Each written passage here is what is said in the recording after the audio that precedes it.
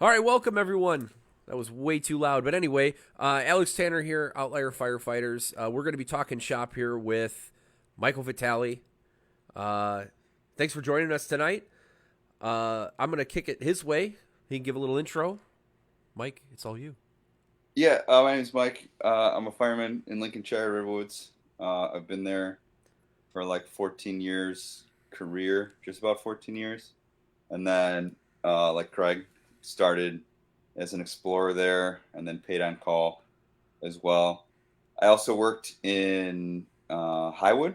So I got started in Highwood part time before I started with Lincolnshire full time. So I worked there for like a year and then got hired full time in Lincolnshire, then stayed there for a couple more years. And then I worked in McHenry Township for, I think, like 2012 to 2017 or so.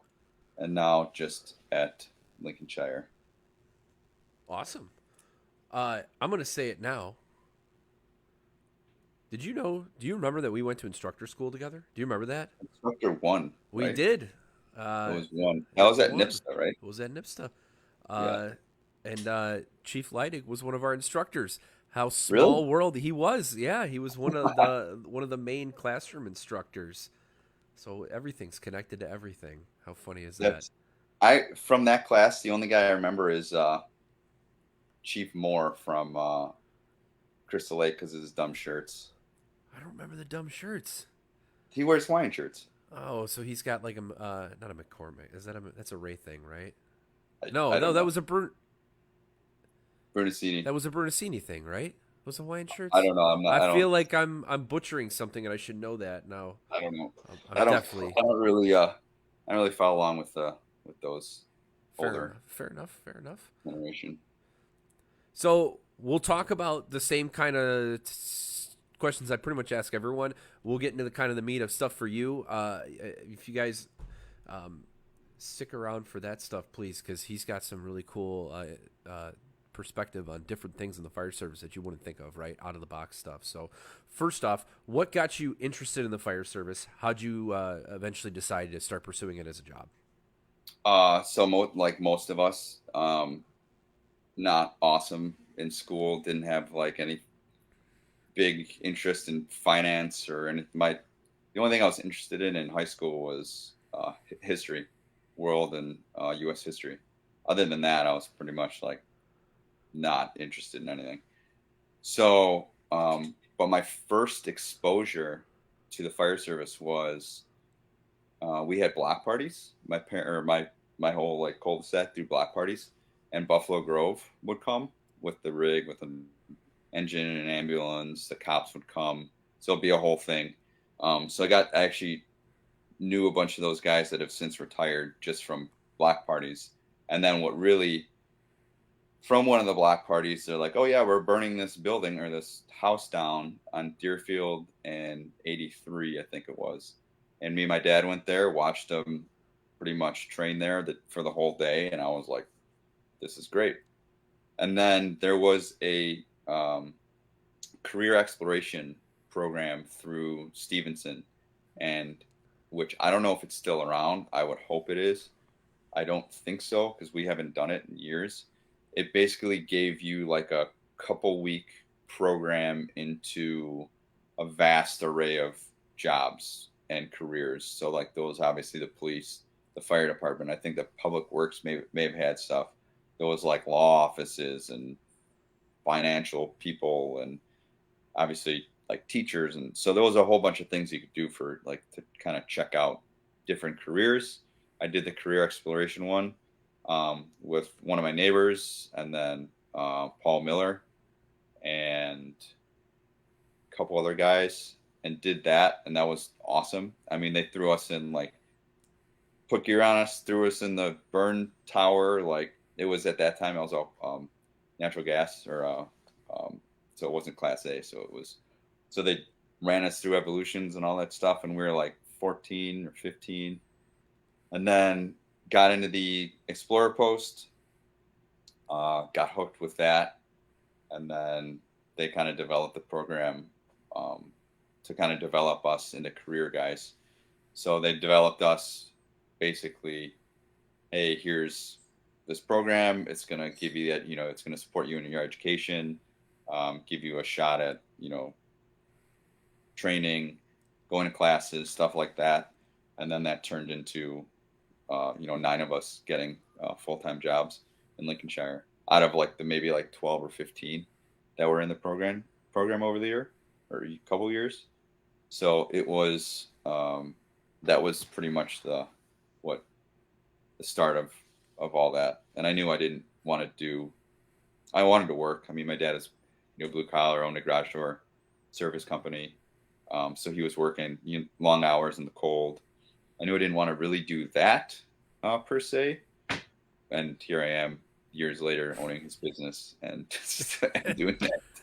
So, um, so it, between the exposure at a young age at block parties, the positive exposures, it set me on a path to pursue, oh, and then I also did, after the career exploration, I did the Lake County Tech Campus, Yeah. which led into the Explorer post, which led into the apprentice program, which led into the rest. And then I went to EMT school at through CLC, and then I started working at Northwest Community Hospital, and then I worked there as a tech in the ER, and then luckily I used a loophole to get them to pay for my paramedic school.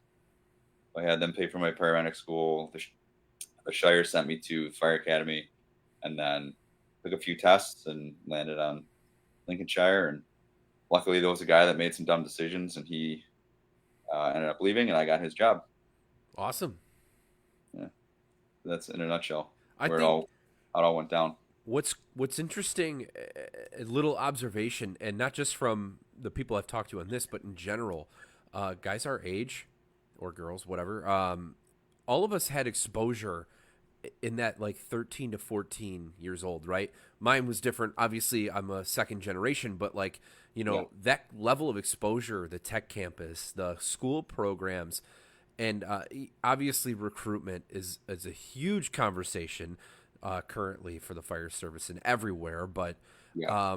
and I'm not going to say that's the answer, but it's funny how often that comes up. I can think of, and not just people in our job, but people that are good at our job and are into our job, all seem to have some rooted exposure in their teenage years, whether it's Explorer programs or whatever. So maybe Well, there's I mean, more to that. you look at, I mean, just my observation of, I don't see any of those programs. I haven't heard of any of those Yeah, programs. I mean, I know the tech campus still exists, but I don't know um, what guidance counselors, what schools offer as far as career development. And I know you mentioned like you took some tests. You're supposed to be a locksmith, yeah. so like I don't remember taking that, but I can only imagine what it would say that I should be doing. It'd be funny to take that now and see what comes up, right? Yeah, right. That would be fun. I'm still a locksmith. I just break in, or the little swipe tool thing, which is pretty sweet, by the way. Yeah, it Uh, is. And just recently, um, the tech campus, a couple guys from our department, um, our chief McCoy was involved, and the guy that was in charge of the program kind of, I don't really know exactly what happened, but it wasn't anything great, and the program has kind of fell apart. So um, they sent out an email to a few of us at the department to say, hey, we need people here to instruct. Like the kids really have not done anything for this year so far, anything worthwhile. So a bunch of us stepped up to.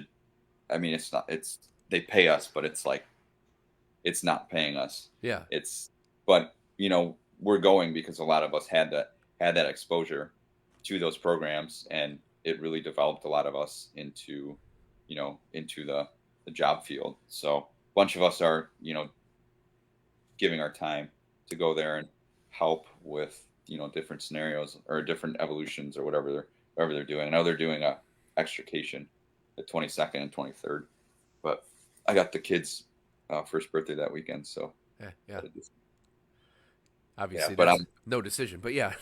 yeah. So yeah, but it's cool that it's coming full circle that I have the ability now to go and talk to these kids about like, hey, I came from this program. This is where I'm at now. This is what I do. These are the cool opportunities I've had because of this, and I know I would say probably maybe like two or three out of like my 15 or so people in the class or like the sessions I was in ended up in the fire service. A lot of them didn't, but that's still Yeah. It's still it's a better. pretty high percentage, right? I mean, Yeah, and I know a lot of like I had a couple friends that did the EMT route because it was a 2-year program.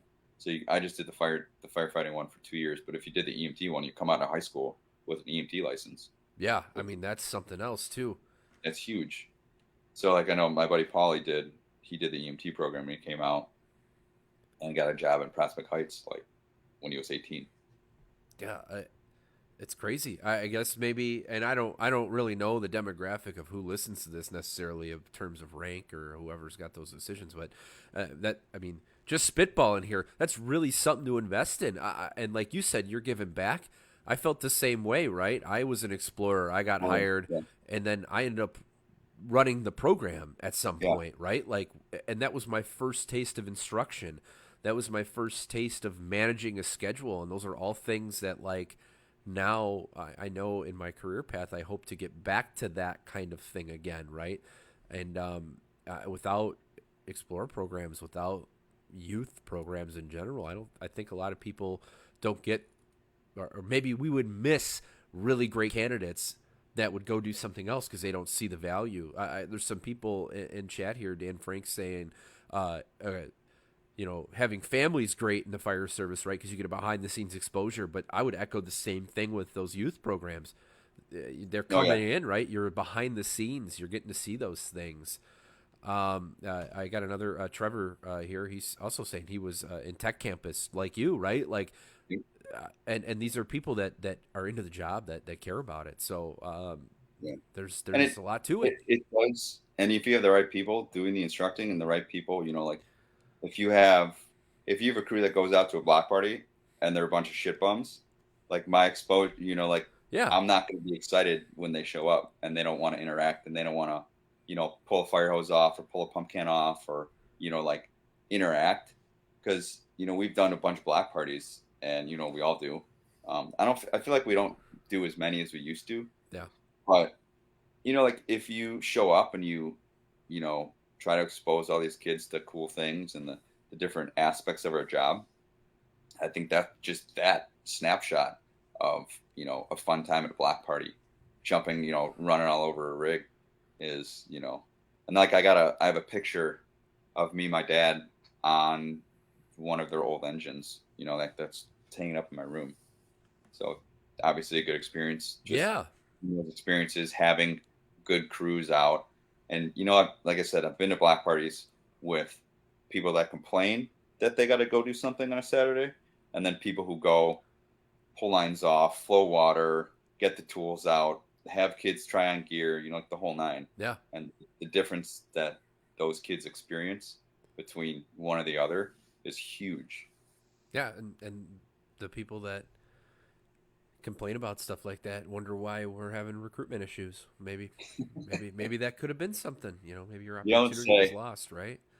You don't say. And hey, I also get it, right? Like a lot of us are manpower limited, and right, you're running a ton of calls, and you got to fit those things in, and I get it. It's natural to be beaten up by that stuff, but um, But we literally took an oath. We stood at in front of a board, in front of a city council, to take an oath to serve the citizens, whether it be in an emergency or showing up to a block party to make some kids smile. hell yeah, So either one way or the other, you're right? serving the people.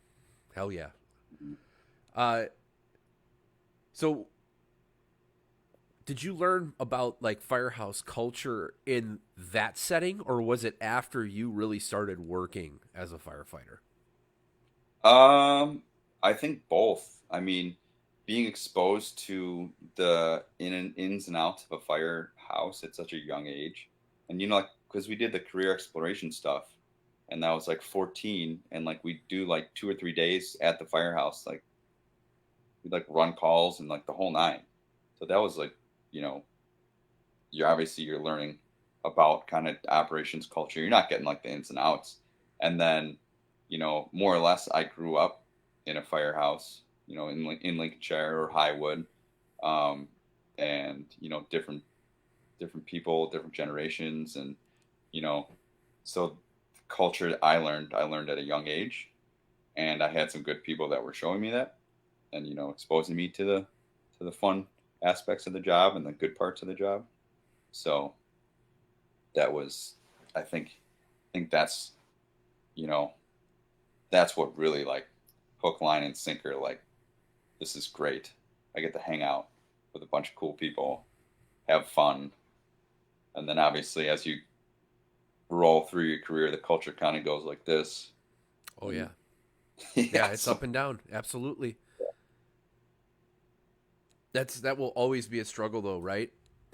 In the same way of like we were talking about before, making sure people really realize why we're going to block parties, why we're doing those things. It's an hmm it's an up and down battle, and it will be forever. yep. Oh yeah. So yeah, as far as culture, I've known a few different, I've worked in different firehouses, and I think having exposure to different firehouses is important, and it's a shame that a lot of organizations are limiting their workforce from working at other firehouses. Yeah, Um, you gain a lot of experience. Again, you learn culture. You learn from good mentors. So a lot of if you work in certain places, some people just work there for, you know, because it's more calls and better calls, different calls. Especially guys that like back years and years ago would work down in like Dalton, and they're like those south suburbs that were small one house apartments that ran a bunch of fires. Like, you get so much from that, different cultures, again, different firehouses, different people from different firehouses. Like, I worked when I was in McHenry, I worked with guys from Skokie, Evanston, Glenview, obviously Lincolnshire, Lake Zurich, like from all over. So you got knowledge, passed along. You heard all the bitching between like what was going on where, and what was good, what was bad. So I think a lot of culture I learned too was from different firehouses and different experiences with different people that work in different firehouses. yeah. It's all the same. Like, it's the same circus, different clowns. Is basically what I've gotten out of the whole. We The wouldn't be whole having this conversation if there wasn't an attempt to get outside of your four walls, right? Like, there's yeah. so much value in that, and anybody that's locked into just their organization, you're right. You're getting such a small piece of the pie. And if You you want are. to be well rounded, you got to get outside of your organization. You got to see what else is out there. hmm And that's not only for, um, like working part-time jobs. That's for obviously going to classes, Yeah, and also going to classes in different area. Exposing yourself to different areas of the fire service, like different locations of the fire service, not just doing all your classes at IFSI, not just doing all your classes at NIPSTA, not, like, changing your perspective. It changes your perspective going different places, having different instructors.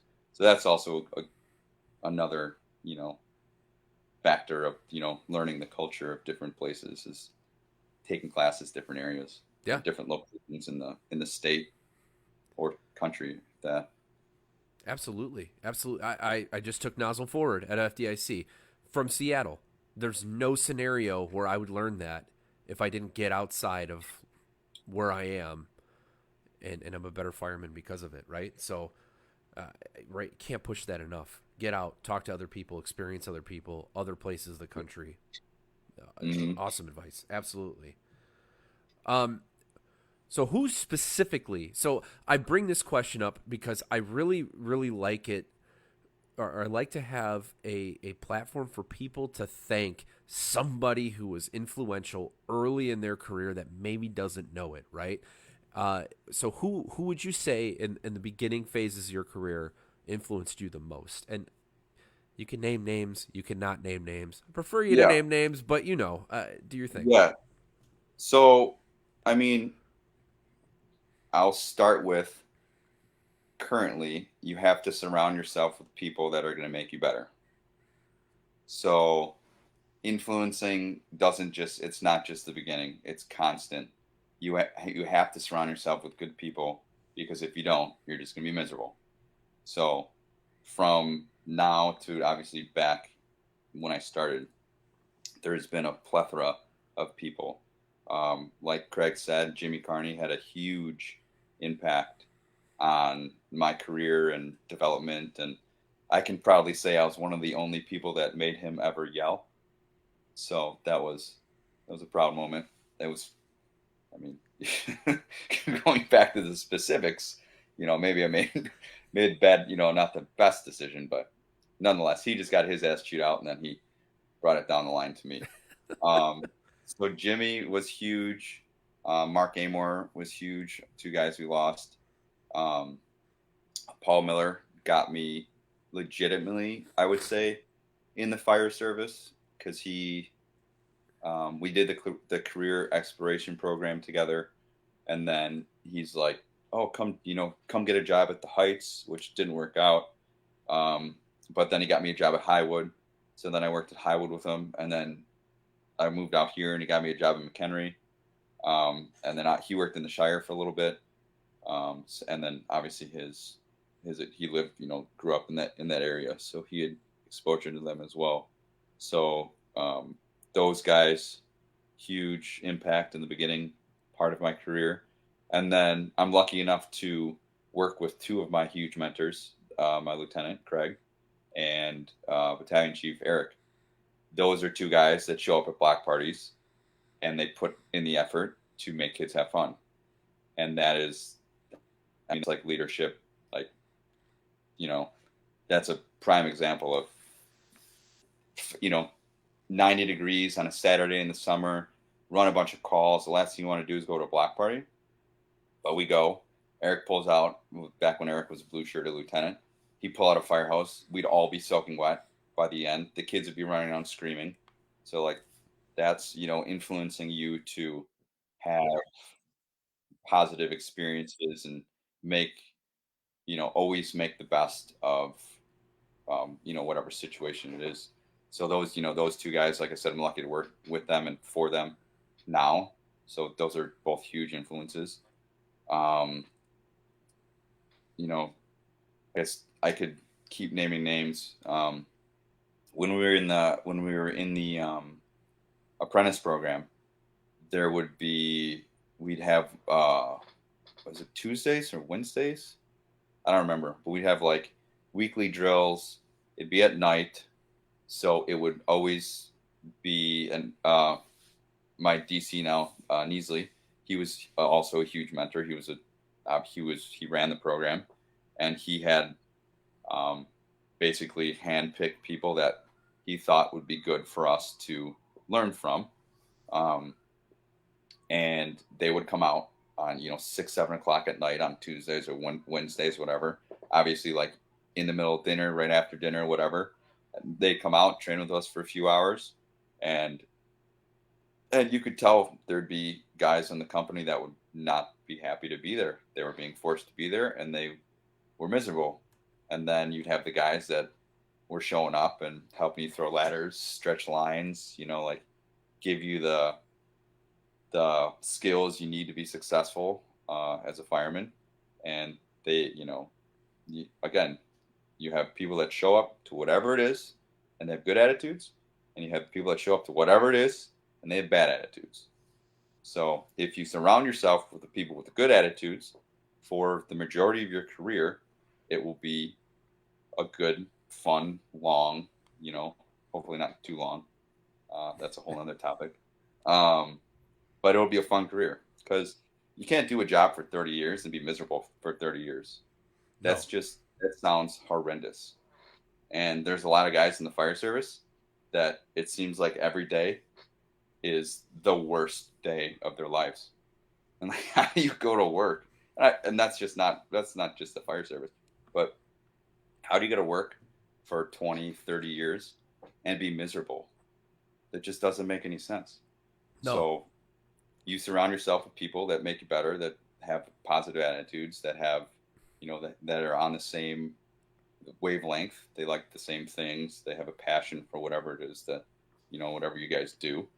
And, they continue to influence you, not just from the beginning, but, you know, as you grow and mature in your career, the same people will still, because they're maturing, they're changing, they're evolving as from their positions, whether promoted or just moving forward, moving on in their career. So there's been a lot of good mentors and good leaders that I've had exposure to, and obviously a lot of piss poor ones, but surround yourself with the good ones and it'll be fun. I love it. I love it. Awesome. Awesome advice. And yeah, I love how you kind of took a swing there, changed it a little bit, right? It's not just about the beginning; it's about the entire time about how it No, it's impacts about you. the entire I time. love it.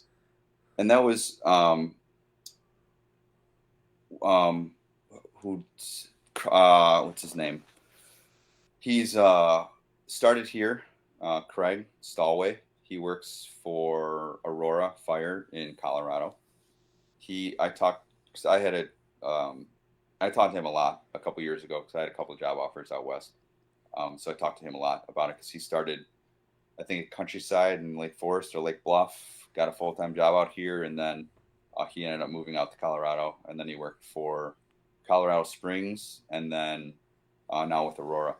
And talking with him, his biggest advice was, you're going to spend 20, 30 years in this career. If you can't have fun, what's the point?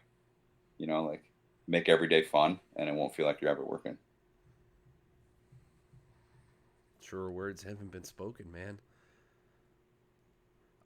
Craig's making me ask you something, or at least bring up the hip job. I don't know if you want to touch on the hip job. Yeah, so that's why Carney yelled at me. So we went to the Sedgebrook, our local old folks establishment, and at that time it was all radio. So we went en route, and I was working with, I think I was working with Chris Vates. He's now a Chicago fireman,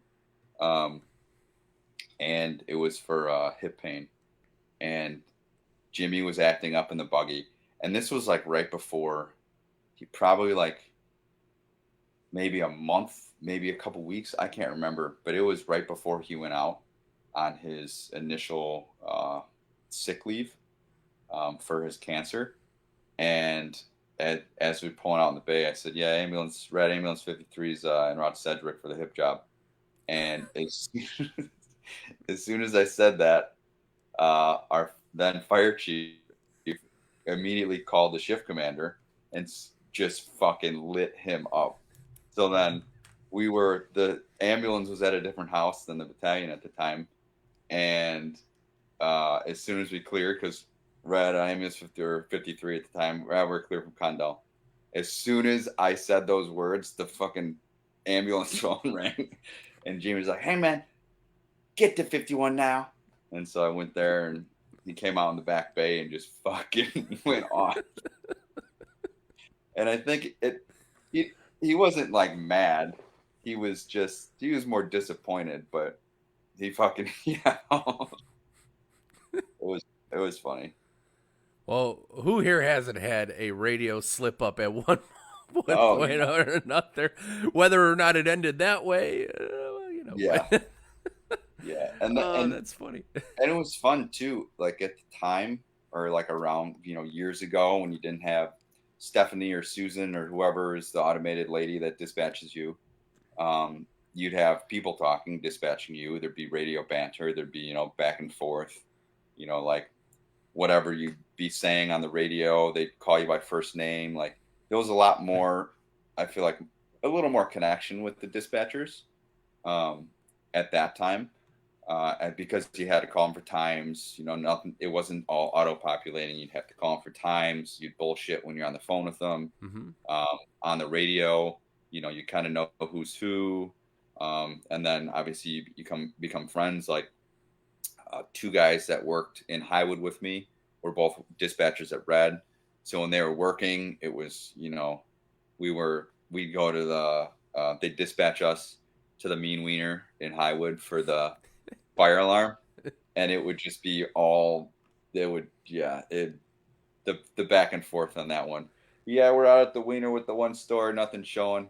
We'll be interior, like whatever, just and they'd be laughing, we'd be laughing, and yeah, hold up everybody at the Wiener. And it's just the radio banter was fun. Uh, you are right though. I feel like no relationship with dispatchers anymore because of all those things. Like ER nurses, that's pretty much it, right? Because you're talking to them all the Yeah. time. But like, yeah, Well, we don't even dispatchers. so for us, which sucks because we're Northwest EMS system, is we call them, and then they call the hospital we're going to because we're most of the hospitals Oh are out of our region. yeah, yeah. So we don't even talk. I mean, obviously we know the nurses at the hospitals we go to, but that's a huge problem. It's like the relay, and like we show up at hospitals all the time, and Northwest doesn't call, Yeah. and we're like, yeah, so like we intubated them, and like they're like pretty shitty, and they're like, we don't have any rooms. Yeah. So they were here. Um, That's funny. That's rare occurrence for us, and it's all yeah, the time for you guys. I would have never really thought about that.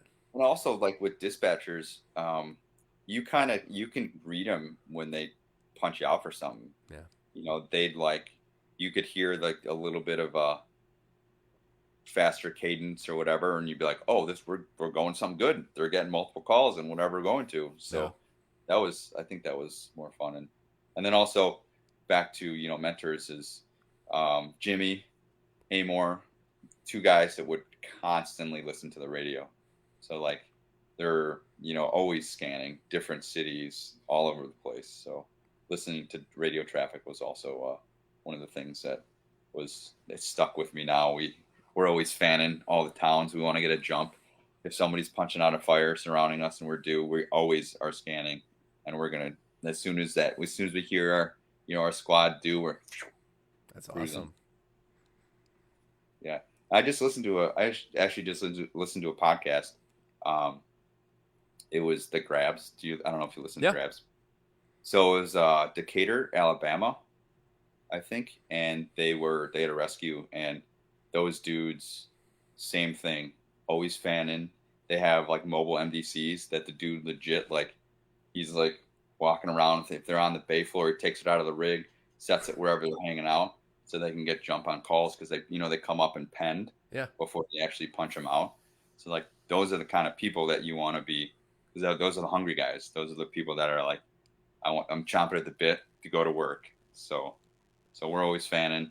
If we hear something going on, I mean, we may or may not have gotten in the rig to head in a specific direction when something gets punched out because we know we're due for the fire. Yeah. We're on the road. Yeah, rolling cold a little bit, but eventually it was... Yep. Oh, that's cool. Yeah. Yeah, that's we don't, there's not a whole lot of scanning for us. The office up front has it, but when I was paid on call, man, I had one in my car. Like I was ready to rock. Like I'd be out around town and knew it was coming. I feel you. Yeah. Although different terminology, we call it geeking, not fanning, but either way, it's the same idea. Yeah, same concept, different terminology. Yeah. But those are the hungry guys, the ones that listen to the radios. Yeah, you want to. Well, yeah, that was when I was younger, and that was the case. It was I wanted to make a rig, right? Because everybody came in on callback, and if you were last, you weren't going nowhere. Like, have fun picking up hose or bringing out the canteen and giving people pound cake. Like that was pretty much, you either made it or you didn't. But yeah, I'm from the McHenry Firehouse. I'm like 2 minutes away. Yeah, and Mark was detailed to Station 2 over here. So when they go out on one, and the squad was here, so when they go out on a reported fire or whatever, obviously all the callback people hammer down to the station, and I'd pass them a lot of the times. They're coming down my street, I'm going the other way and waving at Mark as he's, and then like he knows that I'm showing up, and he can rely on somebody else. If he has like a younger crew or guys who didn't trust, like he knows he's got at least one or two people coming from home, he knows that he can rely on. Yeah. So that was a cool part of it too. Cool. Yeah. Well, let's move into the stuff that's well, not uniquely you, but I guess uniquely you, because everything you've said is uniquely you. So I don't know how else to phrase it, but let's talk about your dog. Let's talk about the dog program, all that fun stuff. First off, I was amazed. I'd never witnessed it before, and I came down and I watched you guys work on Cress, and blown away. I have two dogs, and they're stupid as hell, but watching those dogs, it's incredible. I'm not going to steal your platform. Please talk about it. It's really cool. Yeah, it is, and that's like the biggest thing when we are like going out and talking about our program is like seeing is believing. If you don't, I could talk about it on a podcast, I could talk about it in a presentation, but until you see them work, it's just truly unreal.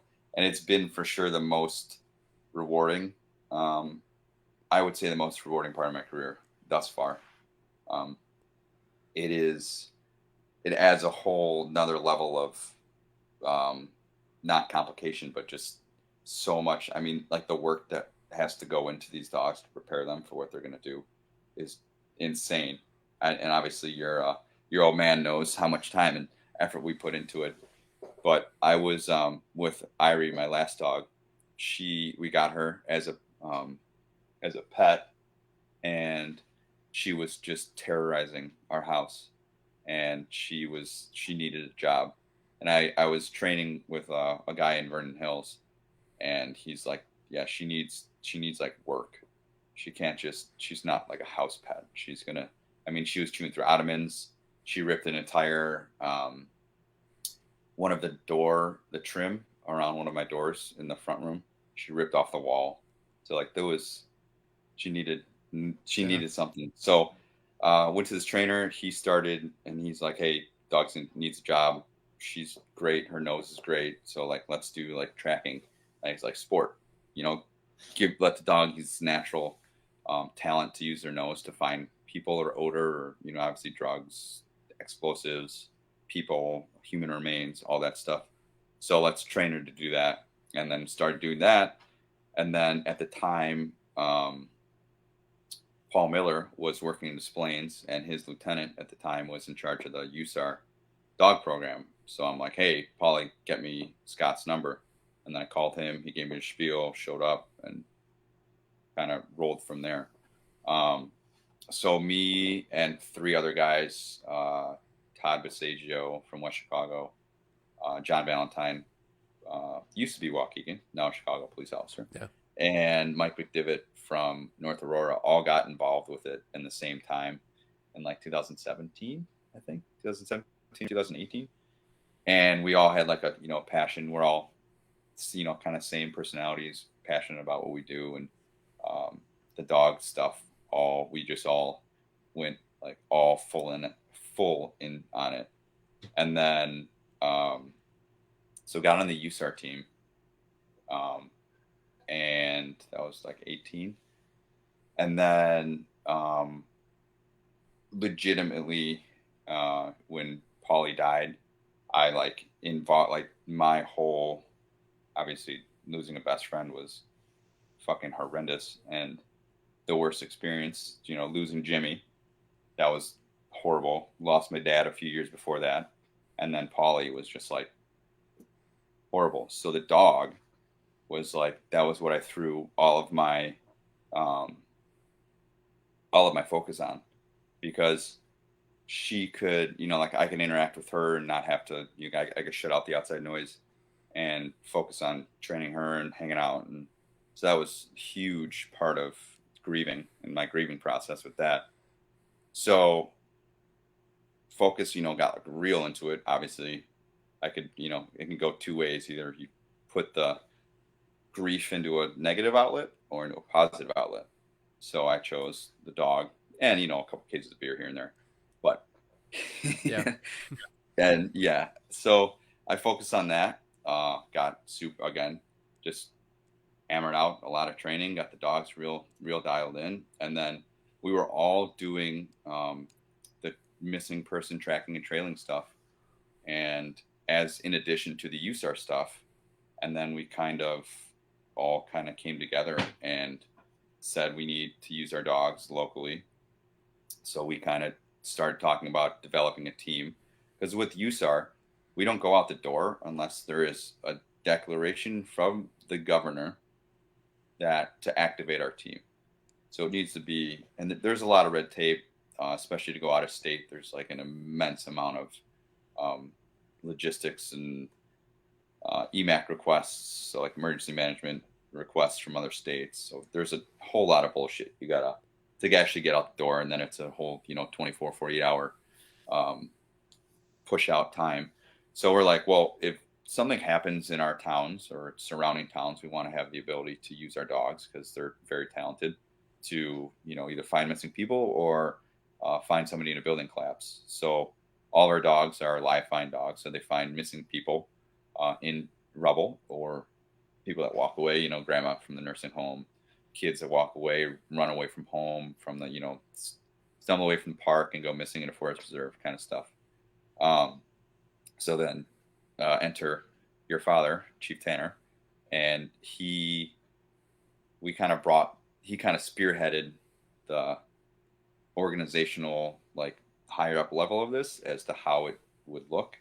And then at the time they were using drones, and we were using drones to help us uh, see what our dogs were doing from a different perspective and help us train, so we can see like different behavior changes and stuff like that, and actually go back and watch video of where they missed a turn or where the victim went, because we'd overlay the person that walked away and then our dogs, and we could literally see side by side what was happening. um, so we saw that, and then we kind of just it kind of just snowballed from there, and we saw this is something we can really utilize. And obviously Chief Tanner obviously saw a useful another tool in the fire service for his organization and our organization. And the I tell this story all the time, is like the legitimate home run is seeing is believing. But we did a alliance drill, so the West Suburban Fire Alliance, all those departments down there. It was a first in collapse operation level, first in scenario, and we gave them 20 minutes to find. I think it was like two buried victims, one actual human victim that was buried, and like one or two service victims. Um, and we gave them 20 minutes, and then when the 20 minutes were up, none of the companies, so it's like 6 or 8 departments with multiple rigs showing up, so like 20 or 30 chicks working for 20 minutes, and none of them found the live person buried. Over 3 days, 3 different sessions, all of the dogs found the person in under a minute. 10,000 square foot pile in under a minute. So it was, a lot of the guys saw that and were like, wow, this is legit. These dogs are, it's not just, it's not a dog and pony show. It's not a bunch of bullshit. They actually put in, they can facilitate quicker rescues of trapped individuals. So I developed this team, and it's, it's still ongoing. So like we had training today, and, the dog program is constantly evolving, both with USAR and both with our search and rescue strike team. So it's, like I said, I think it's the most fun part of my job thus far, just because it's different. It's, it's again, working for 20 years. If you do the same thing, you pick up grandma a couple thousand times, that wears on you. So you got to keep doing things that you're passionate about, and, like testing your skills and like becoming, I mean, I'm not a dog trainer, but the amount of hours that I've gone to private lessons, gone to seminars, trained with different trainers, and, put in time and that's a whole career path in itself. But it's an awesome program. Your Chief Tanner has been instrumental in supporting us. My chief Kruger has been instrumental in supporting us, and this, the whole program. And obviously it's continuing to evolve. We're adding dogs. We got a dog from Roselle that's coming up. Romeoville deputy chief is a dog now. So we have dogs like all over the state, northern part of the state, as resources to all of the fire departments in the area and police departments. But they're tough group to crack. That's a Yeah. whole nother, yeah. The police are tough. I will say, and again, from the layman, right, from just a guy that watched it happen, everything that you're saying is it's true, man. Uh, it's not like I had reservations. I really didn't know anything about the dogs when I Yeah, first come to see it, and probably without someone explaining what was happening, I would have missed all the nuances behind it, right? yeah. And if anyone here listening or watching gets an opportunity to witness one of these trainings or something, or in real life, if dog gets deployed, pay attention because the dog systematically eliminates everything, and then Everybody, and it's like the all the drills in West Chicago. There was 20 people on the pile working, so we sent the dog as they were working, and then they start barking, so they alert when they eliminate. They smell all the people on the pile basically, and they find the one they can't see, and so they eliminate them and start barking, and that's their alert. But they work through all those distractions, and like seeing is for sure believing. yeah, And the other issue is for a long time with the USAR team before us, there was predominantly civilians. It was not taken as like it was never taken as like this is a legitimate aspect of the fire service. Kind of like we've been piled up with every task imaginable for public service, yeah. from plumbing to fire suppression to hazmat to technical rescue to all of the above. And this is just another one that is adding to our cache of options and tools. Ways More to tools, help people. right? More tools in the toolbox. More ways to legitimize our job, and the money that we put into our people and to our organizations. So it's a cool, real cool program, both USAR and our search and rescue strike team. And It's a lot of that's not it for you either. I mean, you're a tech rescue guy too. So how long have you been doing the tech rescue? I think I started. It was either 16 or 18. I think no, it had to be 16 is when I got on the team. So I started my classes and stuff in like 14 and 15, and then got on the team in 16, and then you know, and the issue with the fire service as well is we have all these different tasks. Um, Again, whether it be fire suppression, emergency medicine, uh, just general public education, car seat install, CPR classes. Then you had hazmat and tech rescue, the four disciplines of tech rescue, and then you just add all this other stuff onto our plate. You come out of these classes, and a lot of the time, that is, people think that you come out of a technician level class and you should be the end all be all for that level of incident, and that is not the case. There are the majority of people that come out of the classes still have no fucking clue what is going on.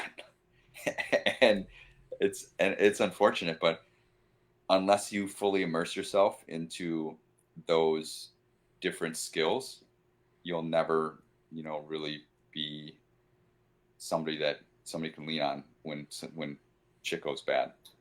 So that's one of the things that we pride ourselves in as a company, myself, Craig, and the a few different guys that we work with over the last couple of years is, if you call us, we're going to figure out how to solve your problem. And it's, specifically for tech rescue, and guys make fun of us, but it's like the one call in your entire career that you go on. And if you legitimately make a difference, there was all the hours and days and all of the training was worth it. So, Absolutely. Yeah. so I got into tech rescue, and then luckily had a bunch of friends in tech rescue working for elevated safety, and then they actually purchased elevated safety, and then I started to work for them. I went to some rope classes, some additional rope classes, Sprat, and then a couple tower classes, and then I started teaching for them. And then not only do they teach like the rope access is what we call it in Sprat. So they teach the rope access classes. We also do NFPA classes, so the rope ops and rope tech. and then tower rescue, arborist rescue, and then we also do actual um, rope access work. So it's not just teaching classes; it's actually going out and I've done inspections on the two power plant towers right off of 94 up in Milwaukee on the left hand side. I've been at the top of both of those. I've inspected different cable systems, safety systems, elevators, stuff in the on the side of those smokestacks. I've been all over the country. I was just in Florida teaching a tower rescue class in Miami. Um, we do a lot of stuff up in Wisconsin. So I was just at a Marquise Energy, which they are an ethanol refinery. Hmm. I was just up there teaching a confined space class and then running them through, a ton of scenarios and stuff.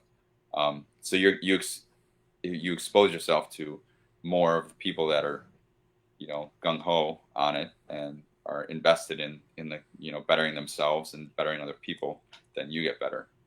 And if you don't, you show up at drills or at an incident and you have the people that move back and then you got the people that are running up Yeah. to get the work done. And I think the fire service fails a lot of the specialty rescue groups, and especially where we are. It you know the Chicagoland area. There's a lot of departments, a lot of techs in different departments, but not a lot of like, hey, we should invest in specific people to do specific tasks. We are Lake, especially Lake County, which is that's another conversation in itself. Of we are going to do more with less, and we're not going to be great at anything specific. We're just going to be generally okay at everything. So like we should have people that only do hazmat and firefighting EMS. We should have people that are doing more specific tasks in the fire service. So when something happens, they are the answer and they can go out and legit facilitate rescues. And like we were at Division 1 drill today. We got invited by Wheeling. They were hosting a drill, so myself and Craig went. Um, and I was talking to Matt Mulvey from Palatine, and he was saying, he's like, isn't it funny that it's always us that are instructing everything, regardless of where we go? So like at our tech drills, if we start talking about something, somebody will say like, hey, Craig, hey Mike, like, hey, what's your take on this? And we'll jump in and say, give our whatever it is specific to whatever the task or whatever we're talking about. And like today I talked a lot about trench, the different some new techniques that I've been researching and investing my time in, so I know what I'm doing, because I felt like I was really really getting dialed in with the rope, because it was the rope in confined space, but the collapse and the trench was lacking because I didn't do it. Since class I didn't really invest any time into it, so I jumped into the trench. And also we're building a new squad out, so that was also like, what's best practices for the equipment we're going to put on it.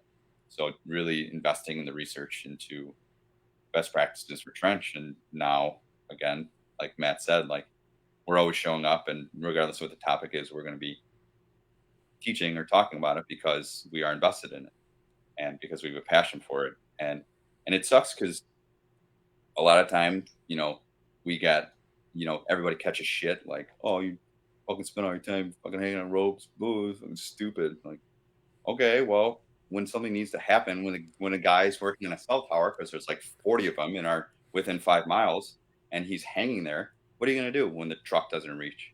What's your plan? And like nobody, I know that if that happens, two of us can facilitate the rescue without the entire county. So that's like, you just got to invest in, and that's in everything in the fire service, not just in tech rescue, but doing teaching for elevated and training outside of that, and trying to go to as much seminars or classes as you can. It gives you, even though we don't go on the calls, it gives you like exposure to different things more. It makes you feel more worthwhile when you're only Yeah. going on a couple a couple calls on those tech rescue incidents in your career, but it keeps it fun, it keeps it interesting, it keeps you getting, bettering yourself. So, and you get made fun of for being invested in the job, and it's a shame that people shit on you for being having a passion for something. What do you do? Sit on your ass and bitch? Besides that, anything else? Yeah, Nothing. All their right. passion's complaining, like, Right.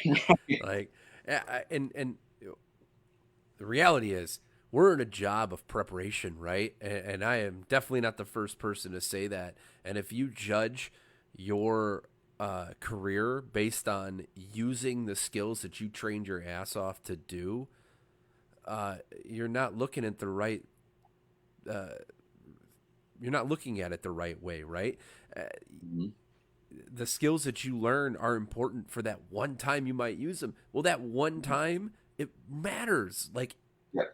it drives me bonkers when people will sit and they will look at all the training that someone does or all the outside influence that they gather up and all these other things. Well, you just never use it. We're just going to go to the nursing home and pick up grandma again. It's like, but that one time, guess who's going to come find me? Hey, what do you think Yeah. about this? Well, your eyes are the size of dinner plates, right? Yeah. Like Exactly. you can't judge your career based on using the skills in the real world and how often you do it. Maybe people that are busier, but even Chicago's not pulling people off of water towers every day, No. and it's irrelevant. All that matters is the next call, not how many calls you went on. 100%. No. And what that next call is, and if you're prepared for it, and that's just across the board in your job. Are you ready to search above the fire in an apartment fire? Are you ready to like we did a few months ago? And are you ready to do that? Are you ready to ladder a building, soften a building when you get there because nobody else is doing it? Um, are you ready to stretch a hose line like you were talking about? Stretch a hose line, flow down a hallway or not? Um, and and getting all this extra training with elevated and working jobs and doing all the dog stuff.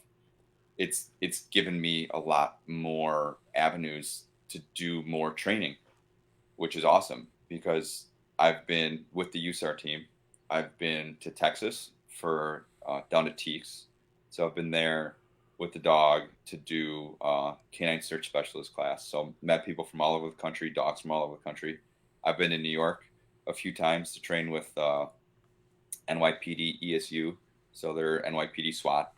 They do both USAR and they do obviously all the explosion, drug dogs, SWAT, apprehension, the whole nine.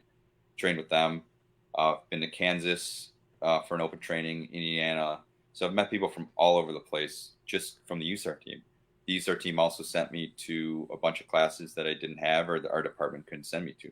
So it's opened the door for more opportunities to go to more trainings. And then with Elevated, I have opportunities to go like they just put out a rope ops class in Madison that I put in for. So then I can go spend 2 days talking firemen in Madison, learning what they do and how they operate, and kind of what their job's like. And going back to the culture, you learn a lot of things from the people that you interact with. And for me, for like through Elevated, I meet people from all over the freaking country. Like again, going back to the trench and really investing my time into learning about it because I wasn't comfortable. I didn't feel as prepared as I should have been. Um, Larry Mullen, Virginia Task Force One, Fairfax County fireman or lieutenant or captain.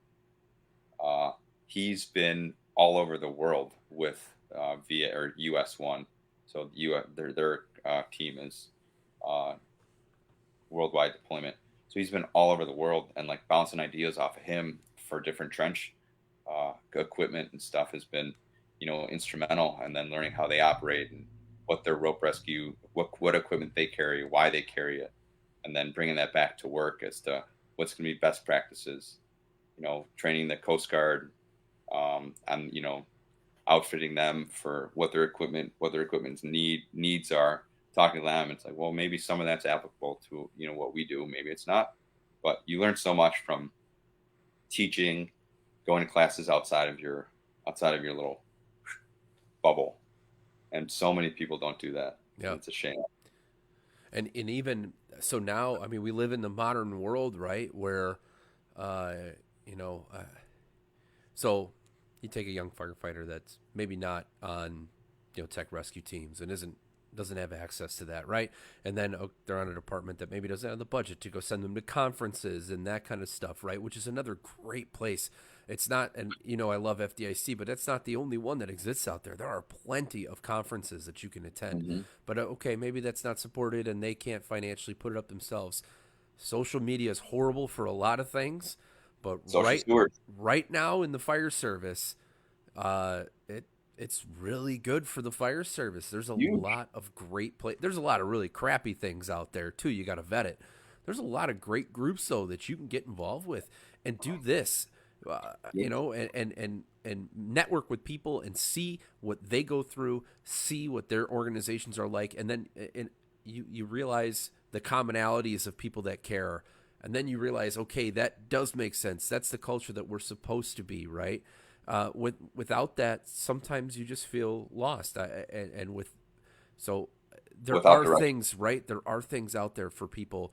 If you are listening, that if you don't have access to a lot of the things that I mentioned, there's always places to find people like you Yeah.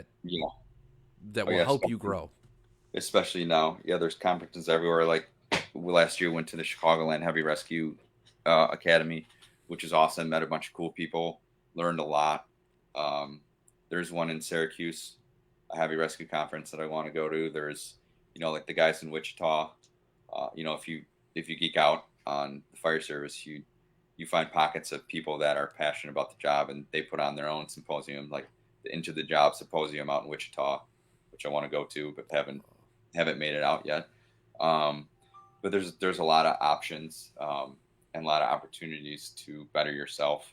Again, going back to, if you don't have fun and continue learning, what the fuck is the point? Yeah, you have to learn to love learning, right? That's it. And then you're going to be those people that clog the pipe Yeah. and don't do anything and just exist. Yeah, I think that's the biggest thing is we're getting off topic, but whatever. Those people that clog the pipe, right? They're not the loudest voices. They don't have to be, but there's a point where they become so loud that it overpowers people and makes them feel like they're not right, or these beliefs that have existed for hundreds of years in the fire service don't mean anything anymore. Reject it. It's not real. They're just the squeakiest wheel for some reason right now. The complainers, the whiners, they're not right. They're not. Mhm. It's that No, simple. nope. And that's, I know, our next topic was going to be the senior firemen and Yeah. the lost art of the lost senior firemen. Like the culture that I was brought up in, and what I learned was, you're not a senior fireman just because you've been here for 17 years or 18 or 25, whatever it is. Because those people that are there for 25 years, it legitimately could be their first call every time they go out the door, or at least they fucking act like it. So the senior man when I was coming up was somebody that had passion for the job, that had obviously experience, had time. Obviously, time's important because that's how you build. Um, that's how you build, like a little bit more, like you said, clout in the game as you go on the calls. That's where you build the Rolodex of different incidents and how to solve those problems. Obviously, time's important, but it's the guys that get turned to ask questions. Case in point, when you're at a drill in a different Mavis division, you don't really know everybody, but they ask you to speak about a topic, is because you've invested your time, you've done the legwork outside of the norm, and like it's very funny now, is, thank you for your service, that whole fucking mantra, and we are blindly thanked for what we do. And if only people truly knew that, you can get a bang up crew one day that will show up at your house, have water on the fire, have your grandma to the hospital, 12 lead, she's having a stroke, like just bang up, like that, and then literally the next day, a bunch of shit bums show up at your house. And so that, this again, the senior man when I came up was um, knowledgeable. They were the go-to for questions, not just specific, but those are also the people you can lean on for life questions, not just fire service related, but how do like, I'm buying a house. Do you got a mortgage guy? What's your deal? Like, how do you manage? How do you navigate that? I'm gonna buy a house, or I'm having a kid. How do you navigate that? So they're more I would say, like, more influence based, um, than just time on the job. And it's unfortunate that the senior man spot is, a lot of places are just loosely throwing that title around because somebody's been around for so long. And a lot of times those people are clogging the fucking pipe and not putting in the work. Like, you don't get to, call yourself a hero if you don't put in the extra fucking time to do the go above and beyond. There was plenty, I'm lucky that I've had a department that has supported me financially for a lot of things, but there's been plenty of things that I've gone to that have paid my way for, or, I've invested in myself to better for my organization, or just, for me, to better myself. And there's a lot of people that are not doing that. And also, we have, especially in Lake County, we have like 50 something firehouses in Lake County, and most of which are staffed with very, very light, at minimum, at best, jump companies. Like, the county is just overwhelmed with jump companies. When we literally are following these manuals and these organizations that say you need to have 4 on a fire piece, and yet we can follow this, but we can't follow that. And so you have a house with 3 people, and you have an officer, and then you have a driver, and you have a backstep, and you jump between whatever rig. So you don't have a lot of the senior man responsibilities when it comes to, like being a barn boss, because there's not enough layers to cushion. So, like, what I was brought up on is, and like kind of how my thought process was for the senior man, was the senior man handles everything in the house. So, like, all like the minor, um, daily bullshit that can be handled at a blue shirt level. It leaves the officer to handle what his job responsibilities are. Obviously, he needs to manage us. He needs to set the day. He needs, set up training for us. And if an officer is not providing something for you guys to do or learn, they're not a great officer. They're a shit officer. You should be showing your guys something, or making sure something's happening every day. So, like, we don't have enough people to have a true senior guy or barn boss in our firehouses, because there's only 3 of us. Yeah. So the lieutenant is doing all that because he's there, and there's only four of us. So, like, the true senior man in the fire service, and the barn boss in the fire service in our area, is a very lost mantra or art, or, It's gone. I mean, oh, fucking way gone. and should it be gone? No. No. Should it exist? Absolutely. It needs to exist. So I guess the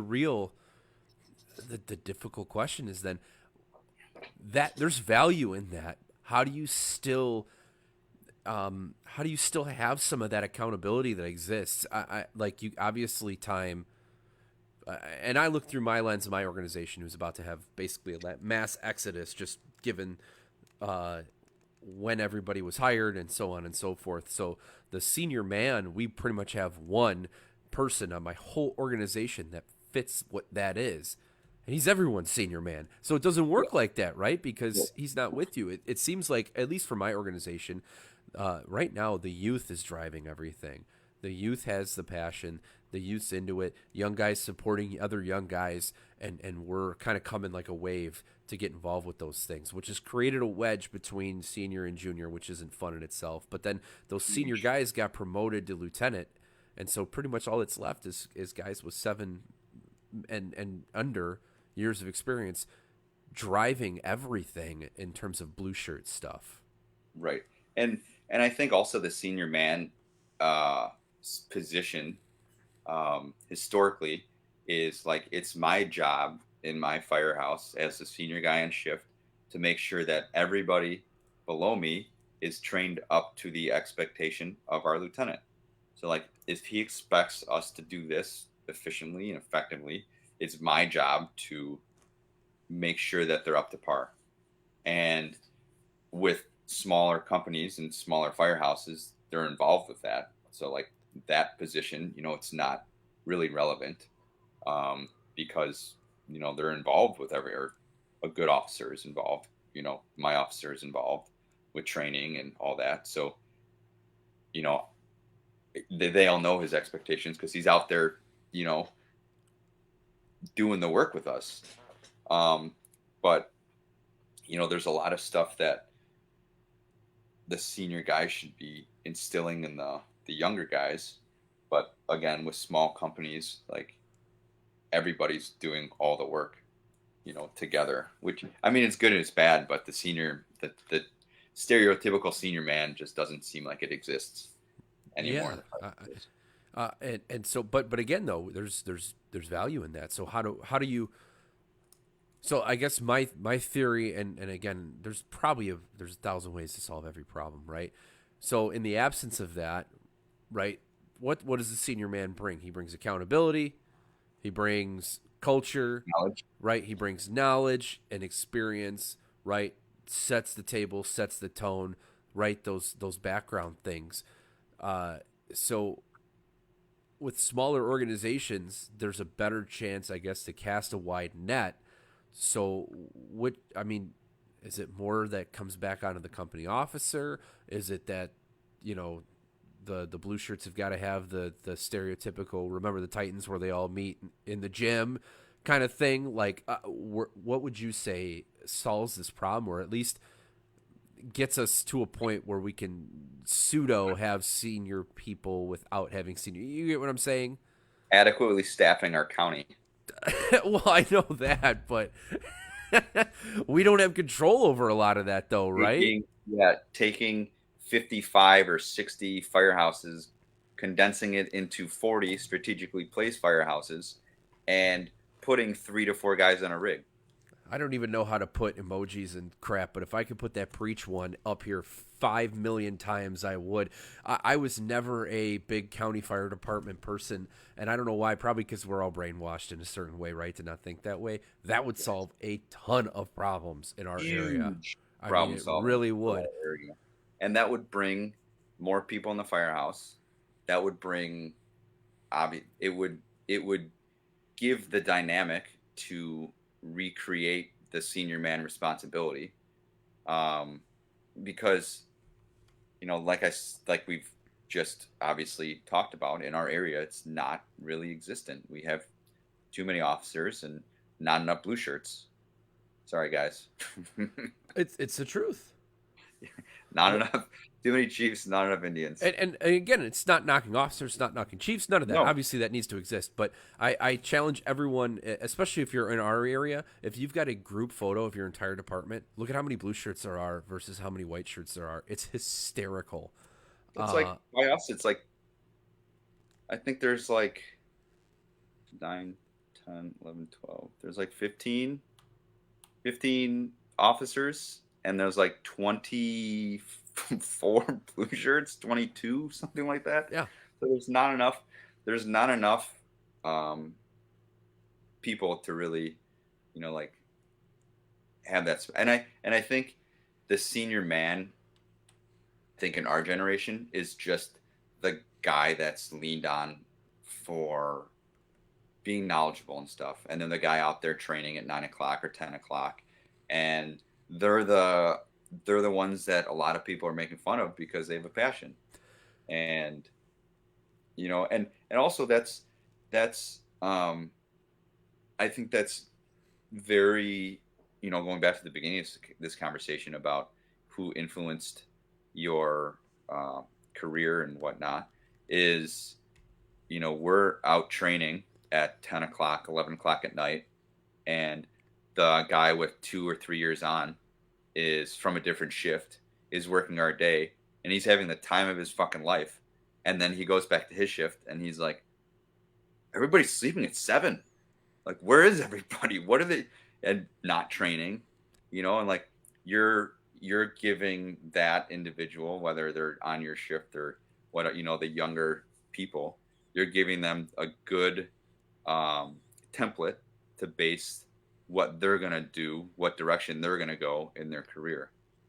Um, and I had those people, and hopefully I'm that for somebody, or I've made an impression on somebody here or there that they will develop a passion. They'll be into the job. They'll stay into the job. And it's hard. We're kind of on topic, kind of off topic, kind of in and out, but it's hard to stay passionate. It's normal to have ups and downs, lulls, and peaks and valleys, good seasons, bad seasons. That's totally normal. We've all been there. We've all worked shit crews. We've all had shit shifts that we've been unfortunately put on.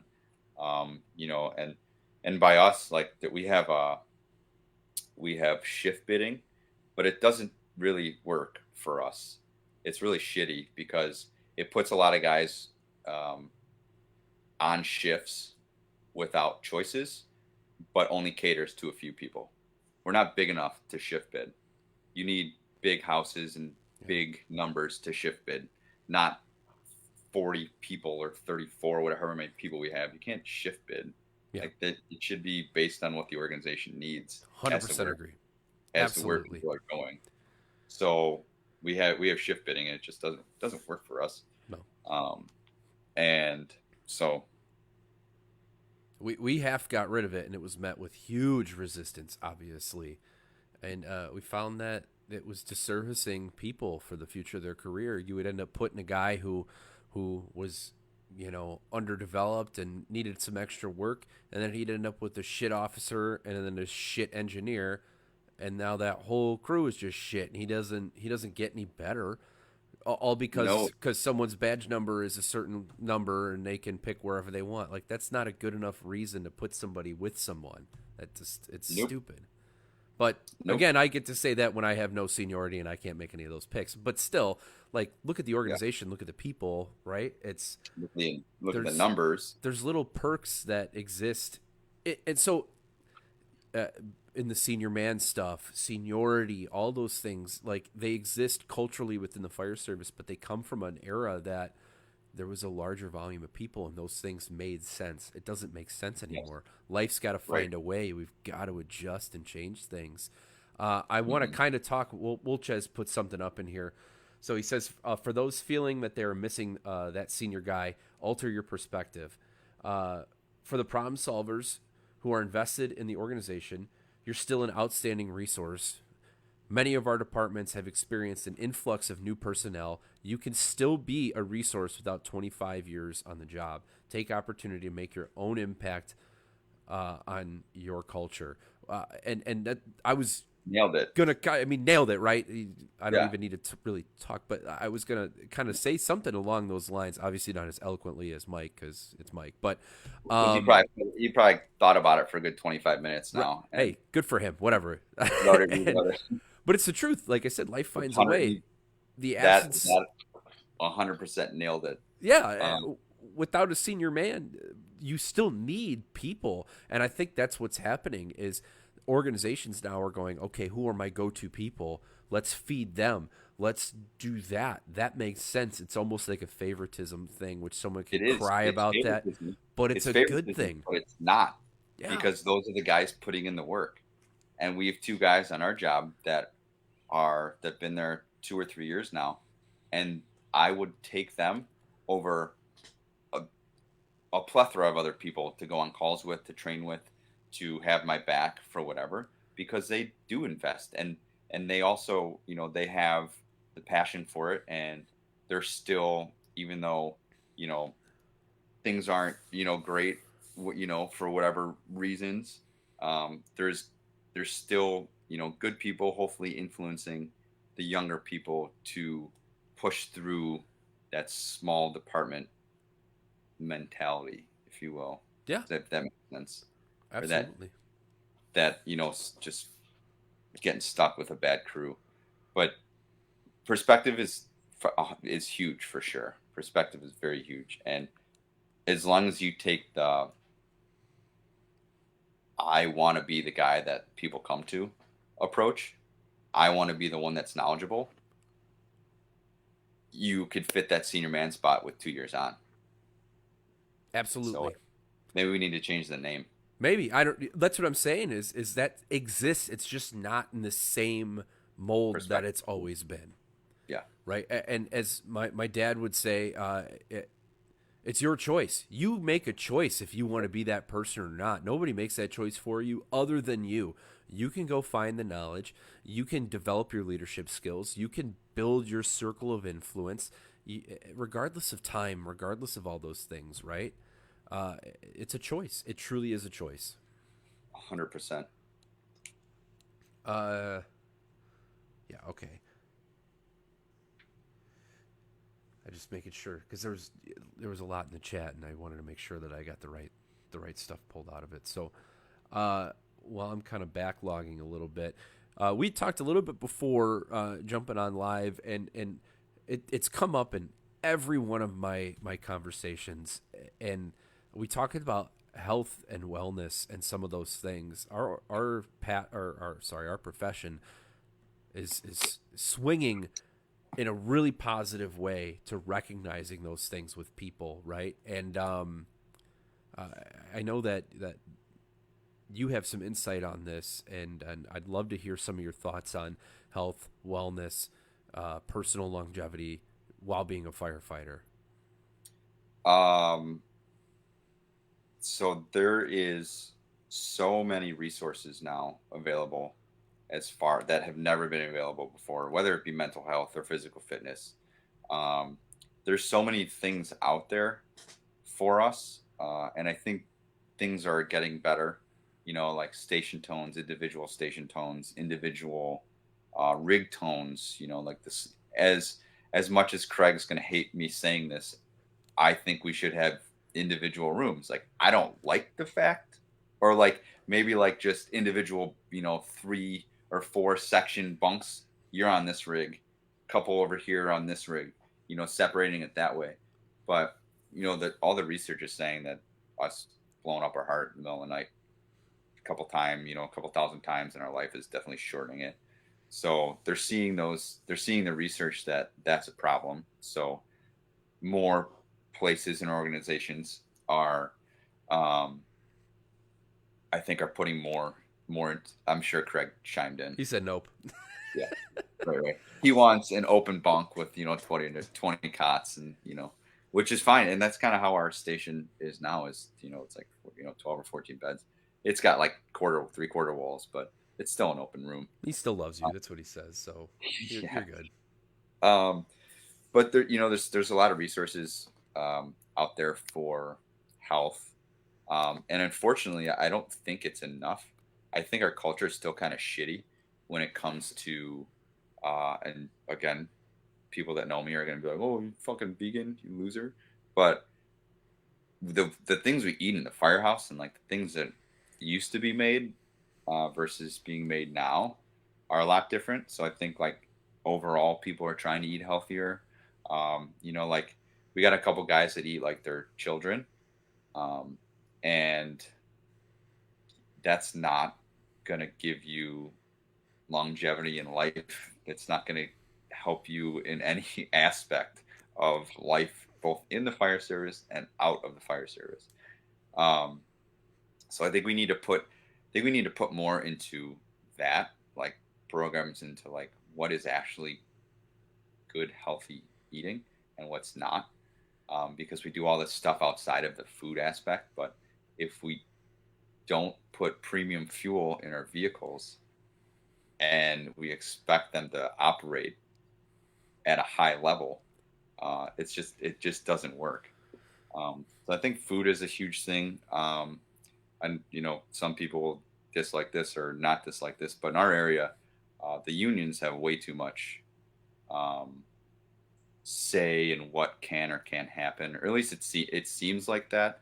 Um, like out west, um, I have a bunch of friends, obviously in Colorado. Like I said, I've turned down a couple jobs out there, unfortunately, because I'm lucky to be where I'm at, but also, I would like to be out there at some point. Um, but if they do physical ability tests every year, not just like not the doc in the box, not the bullshit physical NFPA physical, like that is a crock of shit. Like actual like on the job, you need to complete this in this time. You need to be able to complete these tasks. And if they don't complete the tasks, they get pulled offline and they go to a trainer and they go to a nutritionist and they get the help to not be slobs. And then they come back to work. And you can't like, and again, I don't know if it's just unions or just the department or what it is, but you can't like put any sort of like, hey, meet this, we have to meet this requirement to get on the job. But once you're on the job, you could just fail Yeah, yourself, why not? Yeah.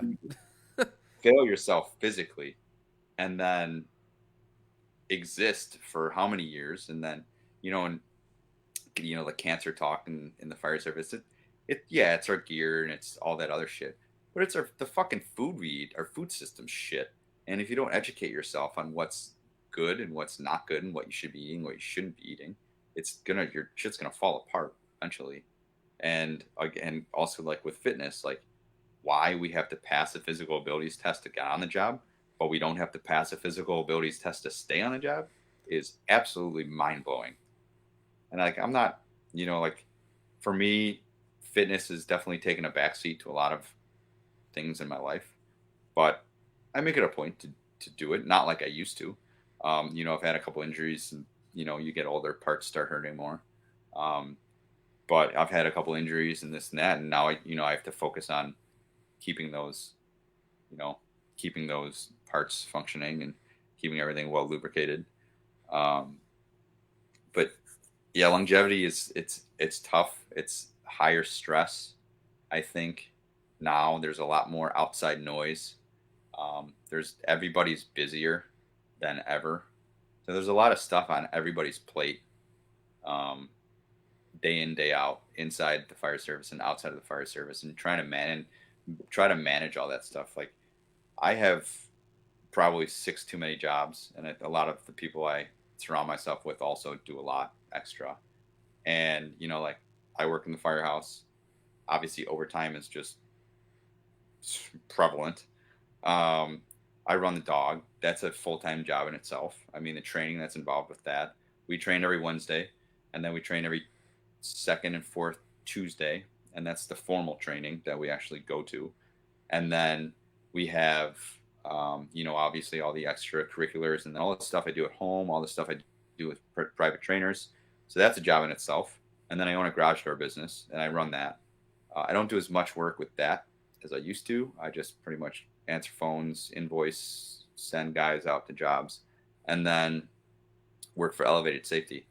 So I mean, and then obviously like the technical rescue team, that's not as much, but that's still a part. So like we're adding up our plates, and time management is important for longevity, and also prioritizing what's important. After last year having my daughter, I think my time management priority, it's been brought more into view, and I'm trying to accomplish more with obviously which seem with I'm trying to accomplish the same things with less time.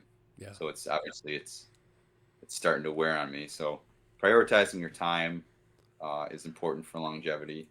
What you eat is important. Your stress. So if you have a shit shift and you're surrounding yourself with people that are constantly negative, disease comes from stress. And if you're stressed out all the time, disease are statistically going to be increased, whether it be cancer or high blood pressure or high cholesterol or all that other shit.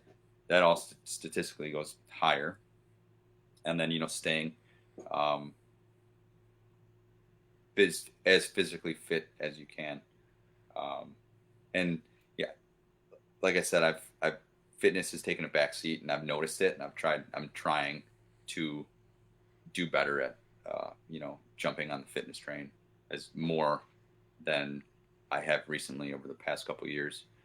And and also like with a few years, losing Paulie, losing Mark, I was like, I don't want to fucking work out. That sounds miserable. And I just kind of put it to the Yeah. way back seat and, focus more on spending time with people and friends and family and obviously the dog stuff and all the other, again, less 16 other jobs that I have. Um, and going back to what I said initially, if you don't surround your people that you're going to have fun with and are going to make you better, you're not going to have a fun, long, enjoyable career. Absolutely. And yeah, I'm a dad too. So with young kids, I get the working out, man. It's hard.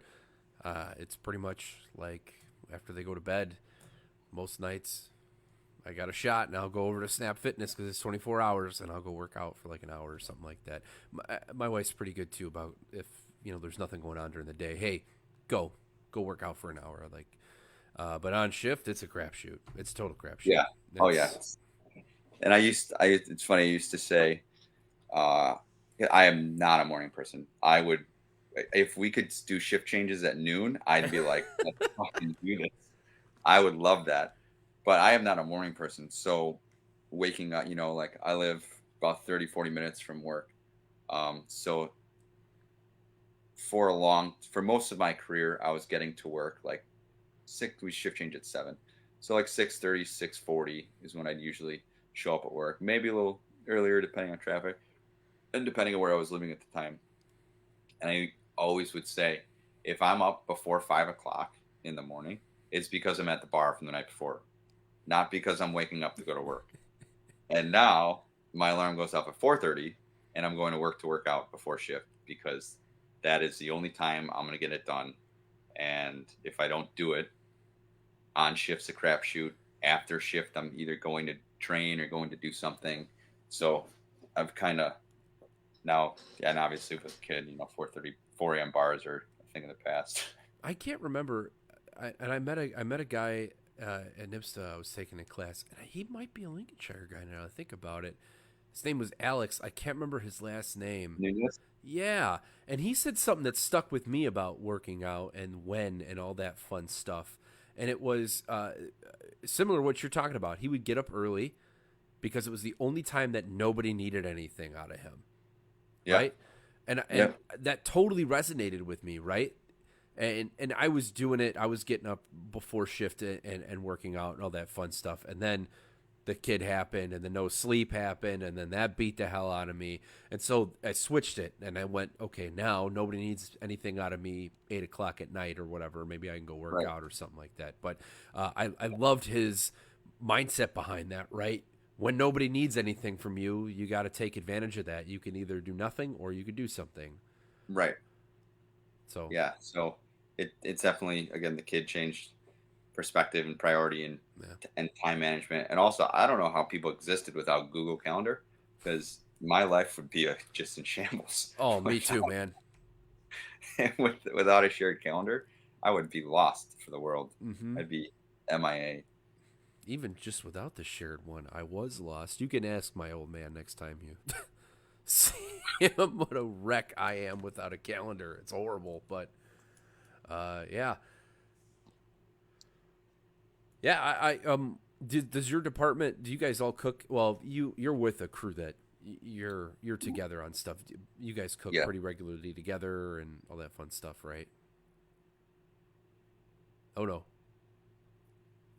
Lost you. There you are. There we go. Okay.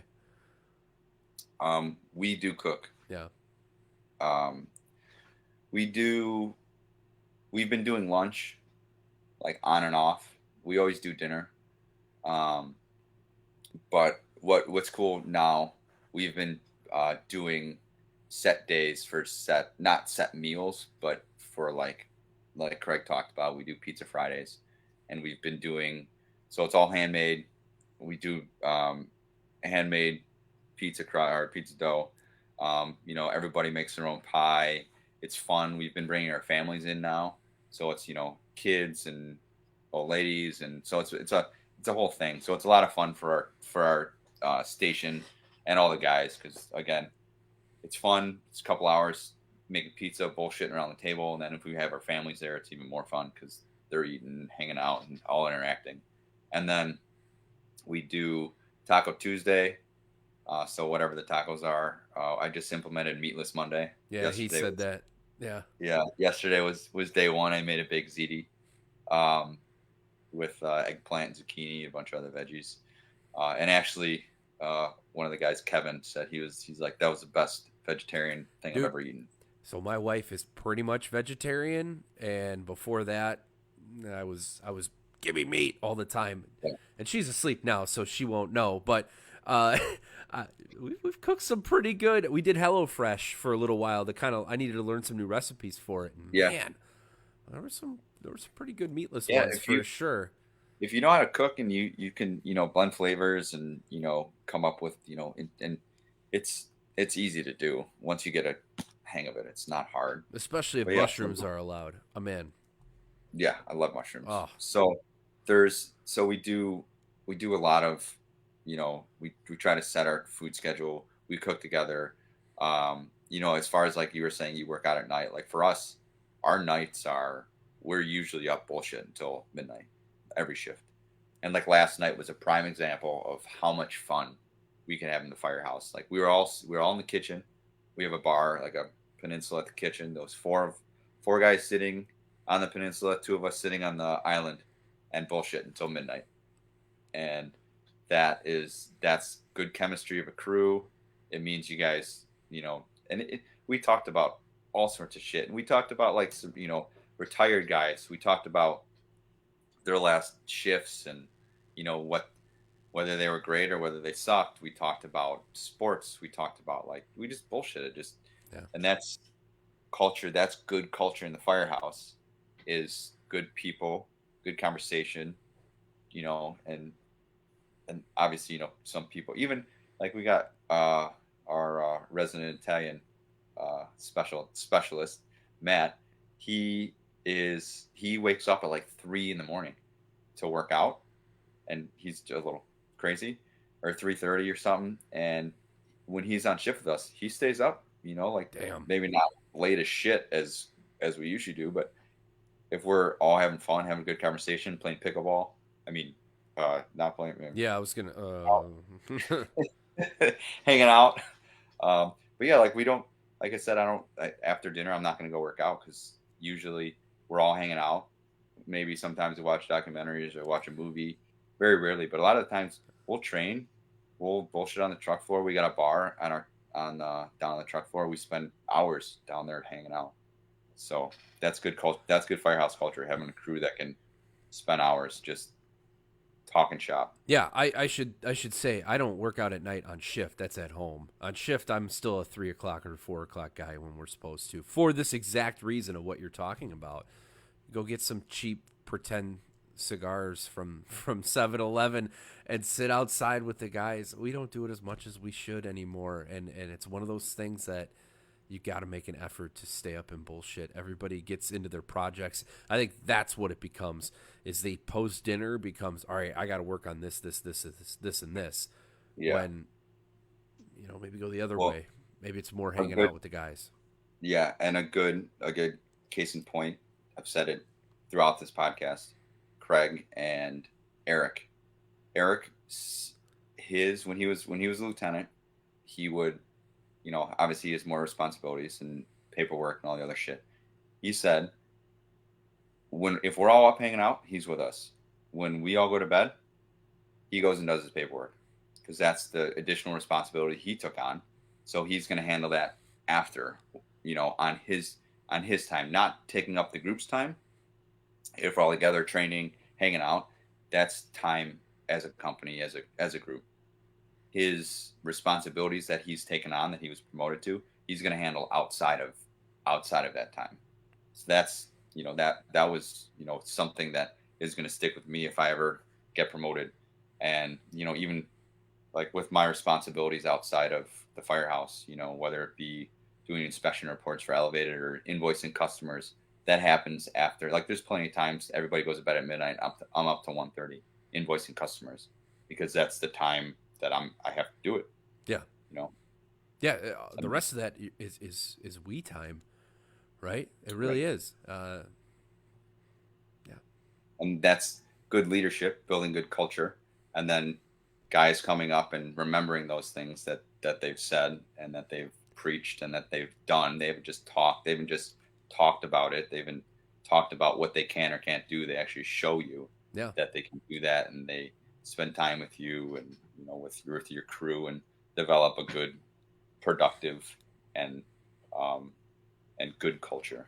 I think that's like the first habit that and I think most people do what. All right, so when somebody first starts acting as a company officer, right, they get overwhelmed with the amount of responsibility that they have to do, and I would say almost every single person that I've seen start to act, and even when I was a company officer at my prior job, um, I, you get so bogged down with that you have to do all these things, and you lose sight of that, and you forget when your time is to do those things or not. And sometimes it just takes someone coming aside and reminding them. And it happened a couple months ago with one of our guys. Like, hey, dude, we're all out here washing the rigs. Like, you should probably be out there with us. Like, you can put the roster in later. It's okay. Like, would you? Everybody showed up to work. We're Yeah, we're good. we're here. Would you rather get jammed up by the captain or the chief or your guys who are with you all day? Like, you got to take that hit. You chose to essentially Take that promote. test, That's your sit in that choice. seat. Exactly. Yeah. Exactly. Sweet. So, unless you've got any extra things that you wanted to kind of throw in the middle, I'll wrap up with my last couple of questions. I say wrap up, but it's not going to take us 10 minutes. So, um, did you have any other things you wanted to share? Um, no, I mean, I think, you know, probably a lot of people listening probably know me, and I've probably talked with them about a lot of the things we've discussed. Um, this year, um, our battalion chief, he did his spiel, um, for the beginning of the year. Of course, it took till like March to get it done, as usual. But the biggest thing he said, he's like, I don't care all the other shit I talked about. He's like, if you show up to work and choose positivity, that is all I'm expecting from you guys. And that's something that, you know, one of the many, again, surround yourself with good people and mentor people that can continually mentor you. That's a huge thing I took away, for this year. And all of us, two things: choose positivity and stay in your fucking lane.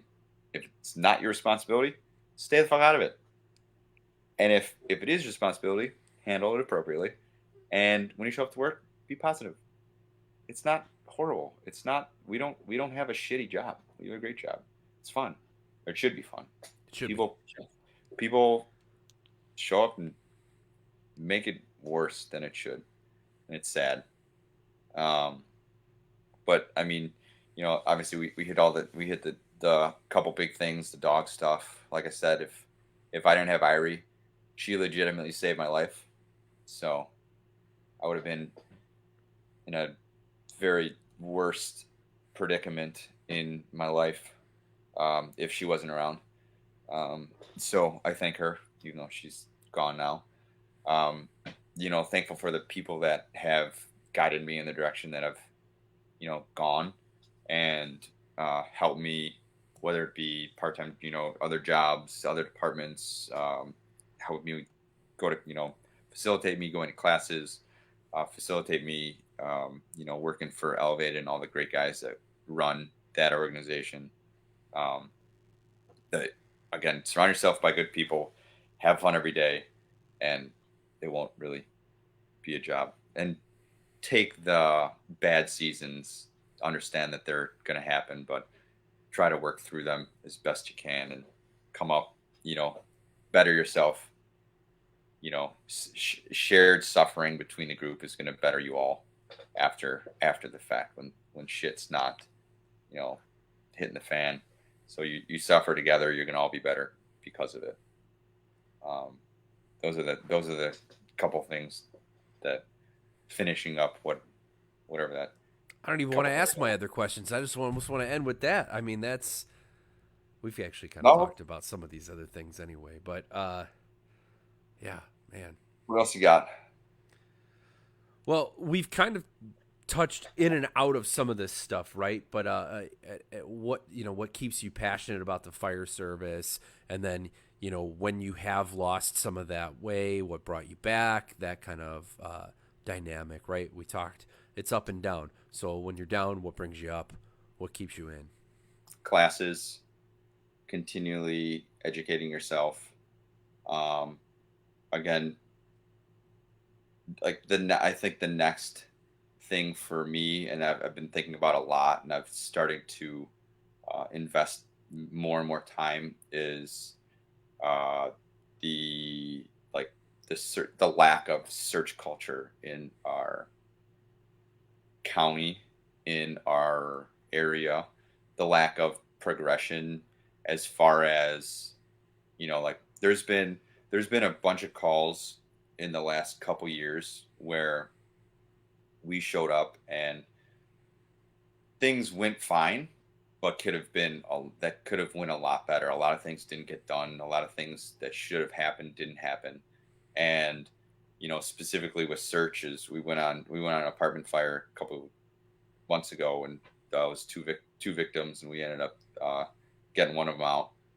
She passed away. Both of them passed away, but um, we just weren't we just weren't prepared for, and we didn't even know going into it that there were people trapped. But nonetheless, I felt that I wasn't as prepared as I should have been because searching the same couple burn towers with maybe having things in there, maybe not, is not setting me up to be where I should be when things are, when it counts, when it really counts. So that's like I think for me that I've been thinking a lot about. I've been again listening to podcasts, doing some research, reading some things. The guys that do the fire rescue survey are that is the that's the next. Um, I think that's the next big thing in our job. And those dudes are total grassroots movement, which is the coolest part about it. Oh yeah. And reading through the first 2000 or the first 1000, then the first 2000, then the first 3000, and the statistics as to time of day, where they're found, time of how long it took to get there, like all that stuff is just it's it really opens your eyes. And up until this fire that we had, it was December. um I thought I was like, yeah, we can go do a search and whatever, but we were never like tested. um until we are. And then I just felt like I was not as prepared as I should have been. So that's going to be my next investment in myself, and hopefully in our crew, and then hopefully into our organization, and then from there. But those it just takes one guy to say like, we need to spend more time on this, and then hopefully another guy says, yeah, I think we should do a little more talking on this topic, and then you just build from there, and then you get your whole shift involved, and then hopefully it just steamrolls. Yeah. Maybe it does, maybe it doesn't. Oh, Who it knows? will. It Yeah. absolutely will. Uh, I the rescue survey was the start, but there. I mean, if you had gotten to see Rhodes's speech at FDIC, at the end of it, he lit it up, man. He basically was like, "I'm unapologetically for a search culture that searches and rescues victims in 6 to 10 minutes, that occupies space. Even if we don't, have a red team." I mean, I'm paraphrasing mostly, but you know what I mean. Like he was, Yeah, and that's the editor in chief of fire engineering is saying that. So, yeah, you know what I mean? Like it's becoming, like I said before, about the loudest voice and what's right. It's hard to determine what's right now. That's changing. Everybody's coming together. This year, at least for me at yeah, FDIC, that was it. Everything connected to everything, and everything was 6 to 10 minutes. Get the fuck in there and do what you're trained to do, and it'll happen up by us for sure. It'll just take more people talking about it. I mean, you could probably ask most firefighters in our area if they know what fire rescue survey is, and they probably would tell you no. So that's our job to tell them, Nope. right? Yeah, and it's another game changer. And you you know, going back to Trench, I went to the dude that wrote the book, that wrote the new book. I talked to him for a few hours, and like, you have to go to the source, and these dudes are the next, you know, they're the vent limited fire, they're the next, you know, like, they're the next topic, Yeah, that's the next big thing. And again, I felt like I was prepared, but not, you know. And I think our county is very, very ill prepared absolutely. for the true, What it you know. really is, yeah. Uh, for you, look up, and for anyone, I guess I should say, Clackamas County. Justin McWilliams is the guy's name. He runs Search Culture, which is that Facebook page. Yep. Uh, Facebook page I'm on. his search and rescue manual, that's their policy for their department, bulletproof. Absolutely amazing stuff. I mean, he digested everything from NIST-UL studies to rescue survey, put it all together, and the way they operate, you know, it might not directly plug into where you are, but dude, I mean, the information in it alone, get out of here. Yeah, It's amazing. yeah. And there's so much of that now, um that you can, you know, like I said, like, I wouldn't have thought that, you know, 8 years ago when I took trench ops and trench tech, that I'd be calling the guy that wrote the book to ask him questions. And now I'm like, okay, this is Ron, whatever. Okay, he has a Facebook group about trench rescue shoring. Okay, I'm gonna message him on Facebook. And then obviously, like we said, the social sewer is a shit show. But I messaged him on Facebook. He messaged me back. He gave me his phone number. We talked for like 4 hours on different things. Like, I never would have thought years ago that I'd be calling the dude that wrote the book. And now all this information is so readily available. People are giving out their contact information. You know, like the the search culture guy. He has all his stuff out there. Like, everybody's there. A lot of people. It's not our generation is. I'll do the legwork, and I'll put in the legwork and give it to you, Yeah. and then you're gonna get better and you're gonna pass it along. Whereas before, I felt like, going back to culture, it was like, I have the knowledge, and I'm gonna give you a little bit of it, and I'm gonna keep you coming back, so you can keep coming back, and you're gonna rely on me, and you're gonna rely on me to be that senior person and get all your information. Now it's like, here's all the information, digest it, call me if you have questions, and then, you know, like, I've done the legwork. Here it is. Yeah. And it's awesome. There is so much stuff out there now. It's free, man. It's and nobody treats their information as proprietary because it's come from four other sources and they're just packaging it. That's Yep. it, right? And I think that's the best part. There's only a handful, I think, of people within the instructing circuit that are try to put their stuff behind a lot of paywalls. And yeah, some of these guys got to make money, and that's fine. But like, really, for the most part, it's not like it's hard to access the information. You Right. know what I mean? So getting you lose passion. Go look up one of these Facebook groups, read one of these surveys, and you'll be fucking bought right back in. And you'll be Mm-hmm. like, oh yeah, I didn't even think about this. You know, like, okay, this percentage of victims are found right behind the door. And that was one of the things that was drilled into us when we were coming up was, yo, you fucking open the door, you get down on your knees, mask or not, and you search around the front door or whatever door you're making access to. And then you pull out, you control the door, and then you get ready to advance. And that was drilled into us. But still, like, there's so much, the statistics and the numbers and all that stuff is out there now, and you can access it and you can see it. And that goes for everything. It goes for, you know, back to trench, to rope, to everything. The information's there. If you're losing passion about something, find one of these dudes that are running these pages and shoot them a message and shoot the shit with them. I guarantee they'll answer because I personally have done that. You've personally done that. Like they answer. That's what they're there for. I mean, Yep. it's the coolest thing. It really is. So I've tried to put this question in a more positive tone, thanks to Chief Leidig. here. So we're talking about if you could triage, right?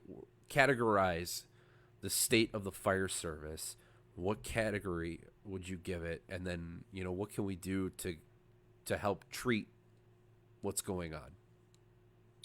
It's on fucking life support, bro. So you're putting us, well, not black, right? Are you putting us in red? We're red. Yeah. We are red. We came into the fire service where you need to leave it better than you found it. And we are watching people destroy it. And but again, there is the grassroots movements of the people that still have the investment in the job, and they're trying to make things better. They're still out there, but it seems like they've been overrun for a while. And I think it's hopefully we're at the end. We're like, all right, yeah, your blood pressure's in the shitter, and like we're circling the drain. Hopefully it's gonna. I would definitely give it a red.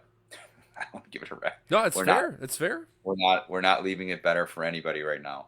Something's got to be done, or people we'll die. Don't want jobs. People don't want jobs. A lot of places have fucking toxic cultures. There's people running people out of fire departments left and right. It's not great. So what do we do to fix that? What do we do other than continue the grassroots and keep pushing positivity? What else can we do? I think that's it. I think you have to just stay your course. Fuck the naysayers. If they're gonna be, like Eric said, choose positivity. Fuck the naysayers. Stay your ground. Stay positive. Keep going down the path of bettering yourself, bettering the people that you work with. Prioritizing. Again, if you're having issues outside of work, a good officer is going to notice that, and they're going to say, "Hey, is everything good?" That outside of work, because that's going to filter back into work and back into the fire service. If they're having a shit time at home, they're going to have a shit time at work. So good officers seeing that, recognizing that, good officers recognizing when there's toxicity and addressing it before it becomes too overwhelming. Both at a officer level, a chief officer level, and also I think Lake County is so fucking overdue for a county department. It is disgusting.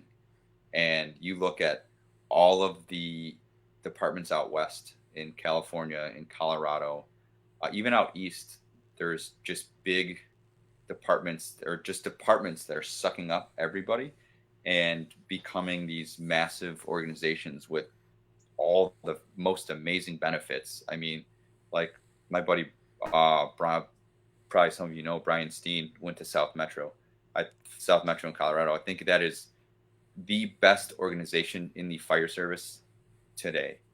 And every organization should look at them, should follow them, see what they're doing for their people and for retention and recruitment, and take fucking notes and look at that model. Because if we ran, even like split the county in half and run a north and south, you take all those departments, you increase manpower, you increase call volume, you add people, like it makes so much sense. And it's hard for all these departments and chiefs and trustees and boards and all that stuff to see that. We've all taken an oath to the organization, but we haven't looked outside the box to the bigger picture of how are we going to better it. Yeah. Everybody wants to be in their own little castle, and they don't want to see the outside. That's what Leidig says here. Too many egos, Mike, and way too many egos. Yeah, and I'll echo South Metro. I mean, I stumbled upon them through YouTube or something like that. They're incredible what they're doing, but it's because they only need one big giant training site for they have a thing for shift commanders where they've got a whole simulator thing. You only need one of Yep. those, right? You don't need one for every little Right. organization, right? You know, a couple Right. regional training sites, things like that. Like it would be so much better. I'm with Hmm. you all day. Everybody's trying to build their own castle. Everybody. And you're And it's a looking at start. You could look at the alliance and what they're kind of doing. That's kind of the beginning it. phases of something like that. It is. It's huge. And if you put, and I don't know the specifics on dollars and numbers, but if you put all those budgets together, like you don't all need a tower ladder. You don't all need, like you need strategic resources in the right places, less firehouses, more people, more money and time into your people. Like South Metro is a prime example of putting their money into their people. They have on staff doctors, PAs, physical therapists, mental health professionals, uh, strength and conditioning coaches. They have that's all on staff. Access to anybody on shift on that works for the organization. If you have, if you want to pay a little bit less for your health insurance, if you choose for your family to go to the doctor group within South Metro, you pay less for insurance. Like that's I mean that is the I think epitome of that is the top of what development, investing in your people, and all that. That is the just look at that. Do a I, little reading, watch that, and you'll see how it's done. I couldn't echo that loud enough. I'm with you. Them and I would say they are an awesome goal that our county could be. And then if that's not possible, I would always push the colony in Texas and Scott Thompson for an 100%, individual organization, right? 100%, and But building that culture. right, those are the two pillars for Yeah. what we can be. And then Absolutely. you have the again going back to when we were talking about tech rescue. Um, you have the people that are passionate about that. You put them on the rig that has all that equipment, so that's their job. Yeah. And then you have the guys that have a passion for engine work, and you put them on the engine, and they excel at their craft, and they kick ass doing it. And then you same for the truck, and then you have bang up paramedics. Like that's it. I mean, it just makes more sense. I think everybody I talk to, it makes sense, but nobody's willing to put in the work to make it work. Yeah, I don't even know what first domino kicks that off to become a county fire department like It's that. all happening, but it's not going to happen. Yeah, pretty much. Like, we don't have people, right? Eliminating chief positions. A whole lot of departments don't have two deputies or however many deputies they used to have. They don't have training officers. They don't have medical officers. So there's plenty of spots that they're eliminating and relying on shift personnel who are all already overworked to perform all that stuff. So you're watching people be inundated with more work, higher stress, then they're stressing out more, negative attitudes at work because they have so much more workload. And you're looking at, five or six departments in one area that are all struggling with the same thing, but can't look outside of the blinders.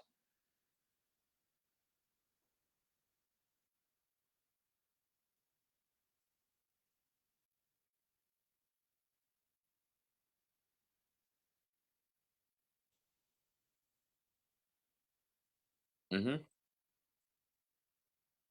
Yep. Because they could probably close half their firehouses, put them in better locations, have less vehicles to maintain, less vehicles to put on the road, and then saving fuel, saving maintenance cost, have more money for their people. It's mind boggling that that's been talked about for so many years, and it's still a fucking pipe dream.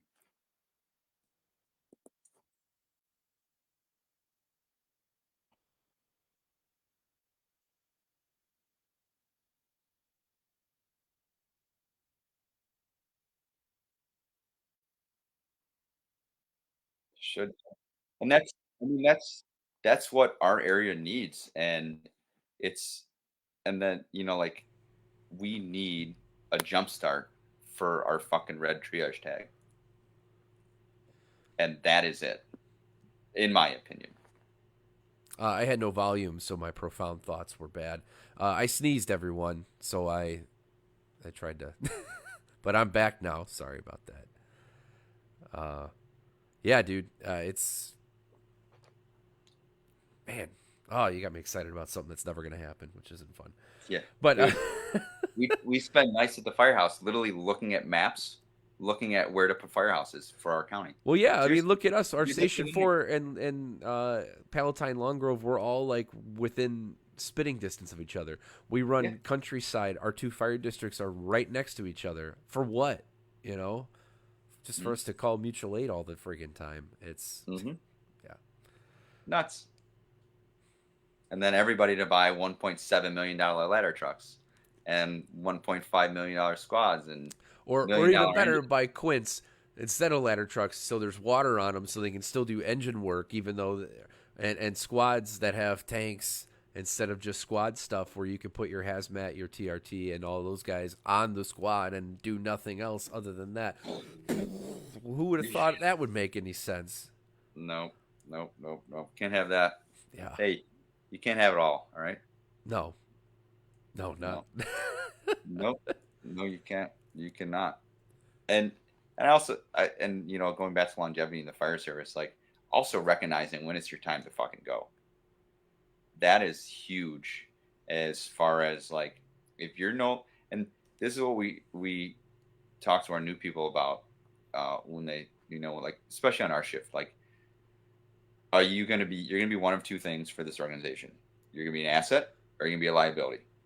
If you at some point in your career you feel you become a liability, you need to look yourself in the mirror and you need to see what the problem is and you need to fix that. If you continually look in the mirror and you're a liability to the organization, then you're just clogging the pipe and you need to recognize that it's maybe your time to leave.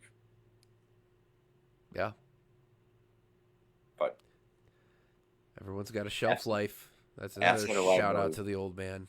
It's the truth. It's the absolute truth. So, wrapping it up, what would you say is the most important element to having, and I used to say a long and dedicated career, just a good, solid career in the fire service? Surround yourself with good people. That's it. Surround yourself with good people with the same passion for the job. Like I've talked about on the few different topics that we've discussed, it always comes back to surrounding yourself with good people, passionate people, and you just make each other better, and that's going to make your career more enjoyable. You're going to be better because as you age in your career and as you go on to the next step, whether it be promotion or taking on more responsibility, those people are going to help you with all those things.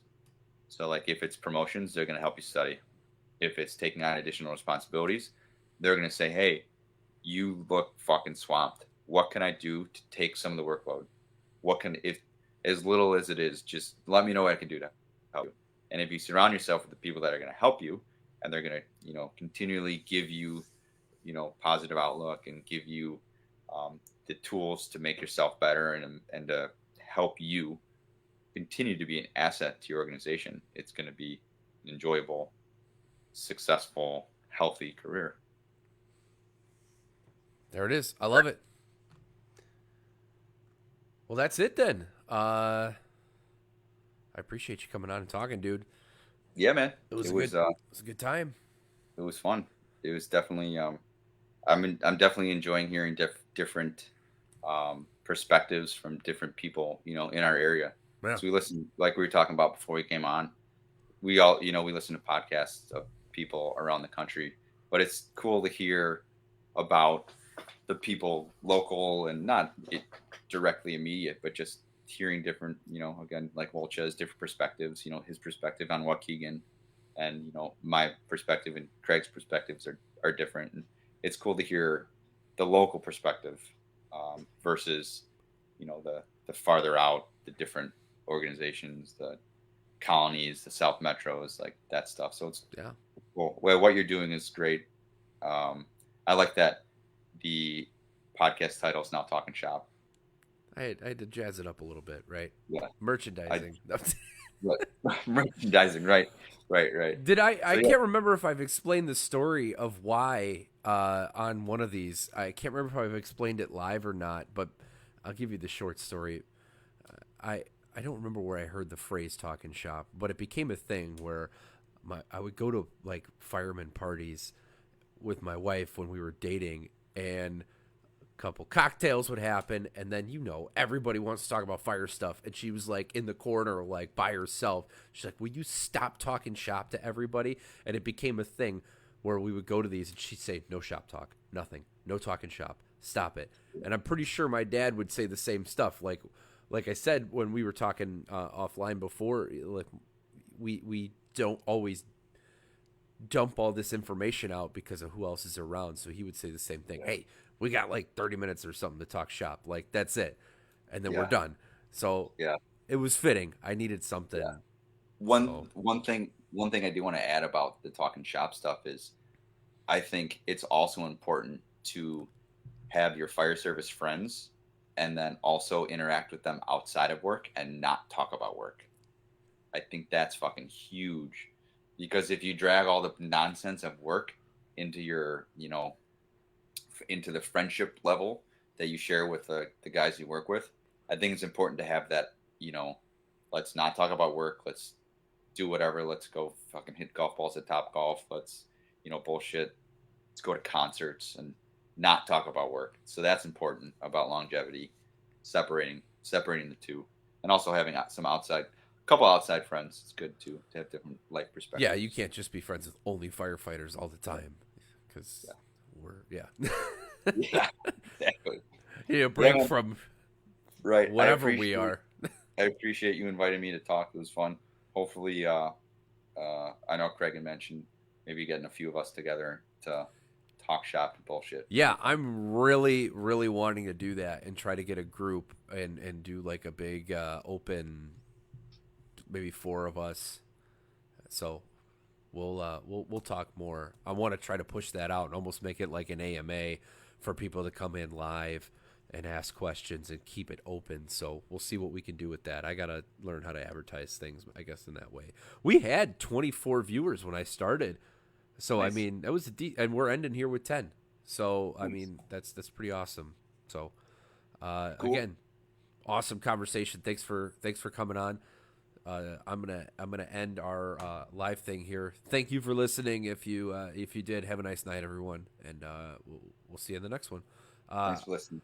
who did I gotta look at my schedule stuff. I'm gonna butcher it. Oh, I have Jeff Marusic coming on next. He's from Highland Park. That'll be a cool one because he's known me since I was a really small child. So, and it'll be a cool conversation because I've never had one like that with him before. So, all I know is the guy that would practice bagpipes when I went and rode in the middle of the night. So, come back. I don't have the date off the top of my head, and it's too many clicks. So, look on Facebook. You can follow my schedule that way. Again, thanks. Have a nice night.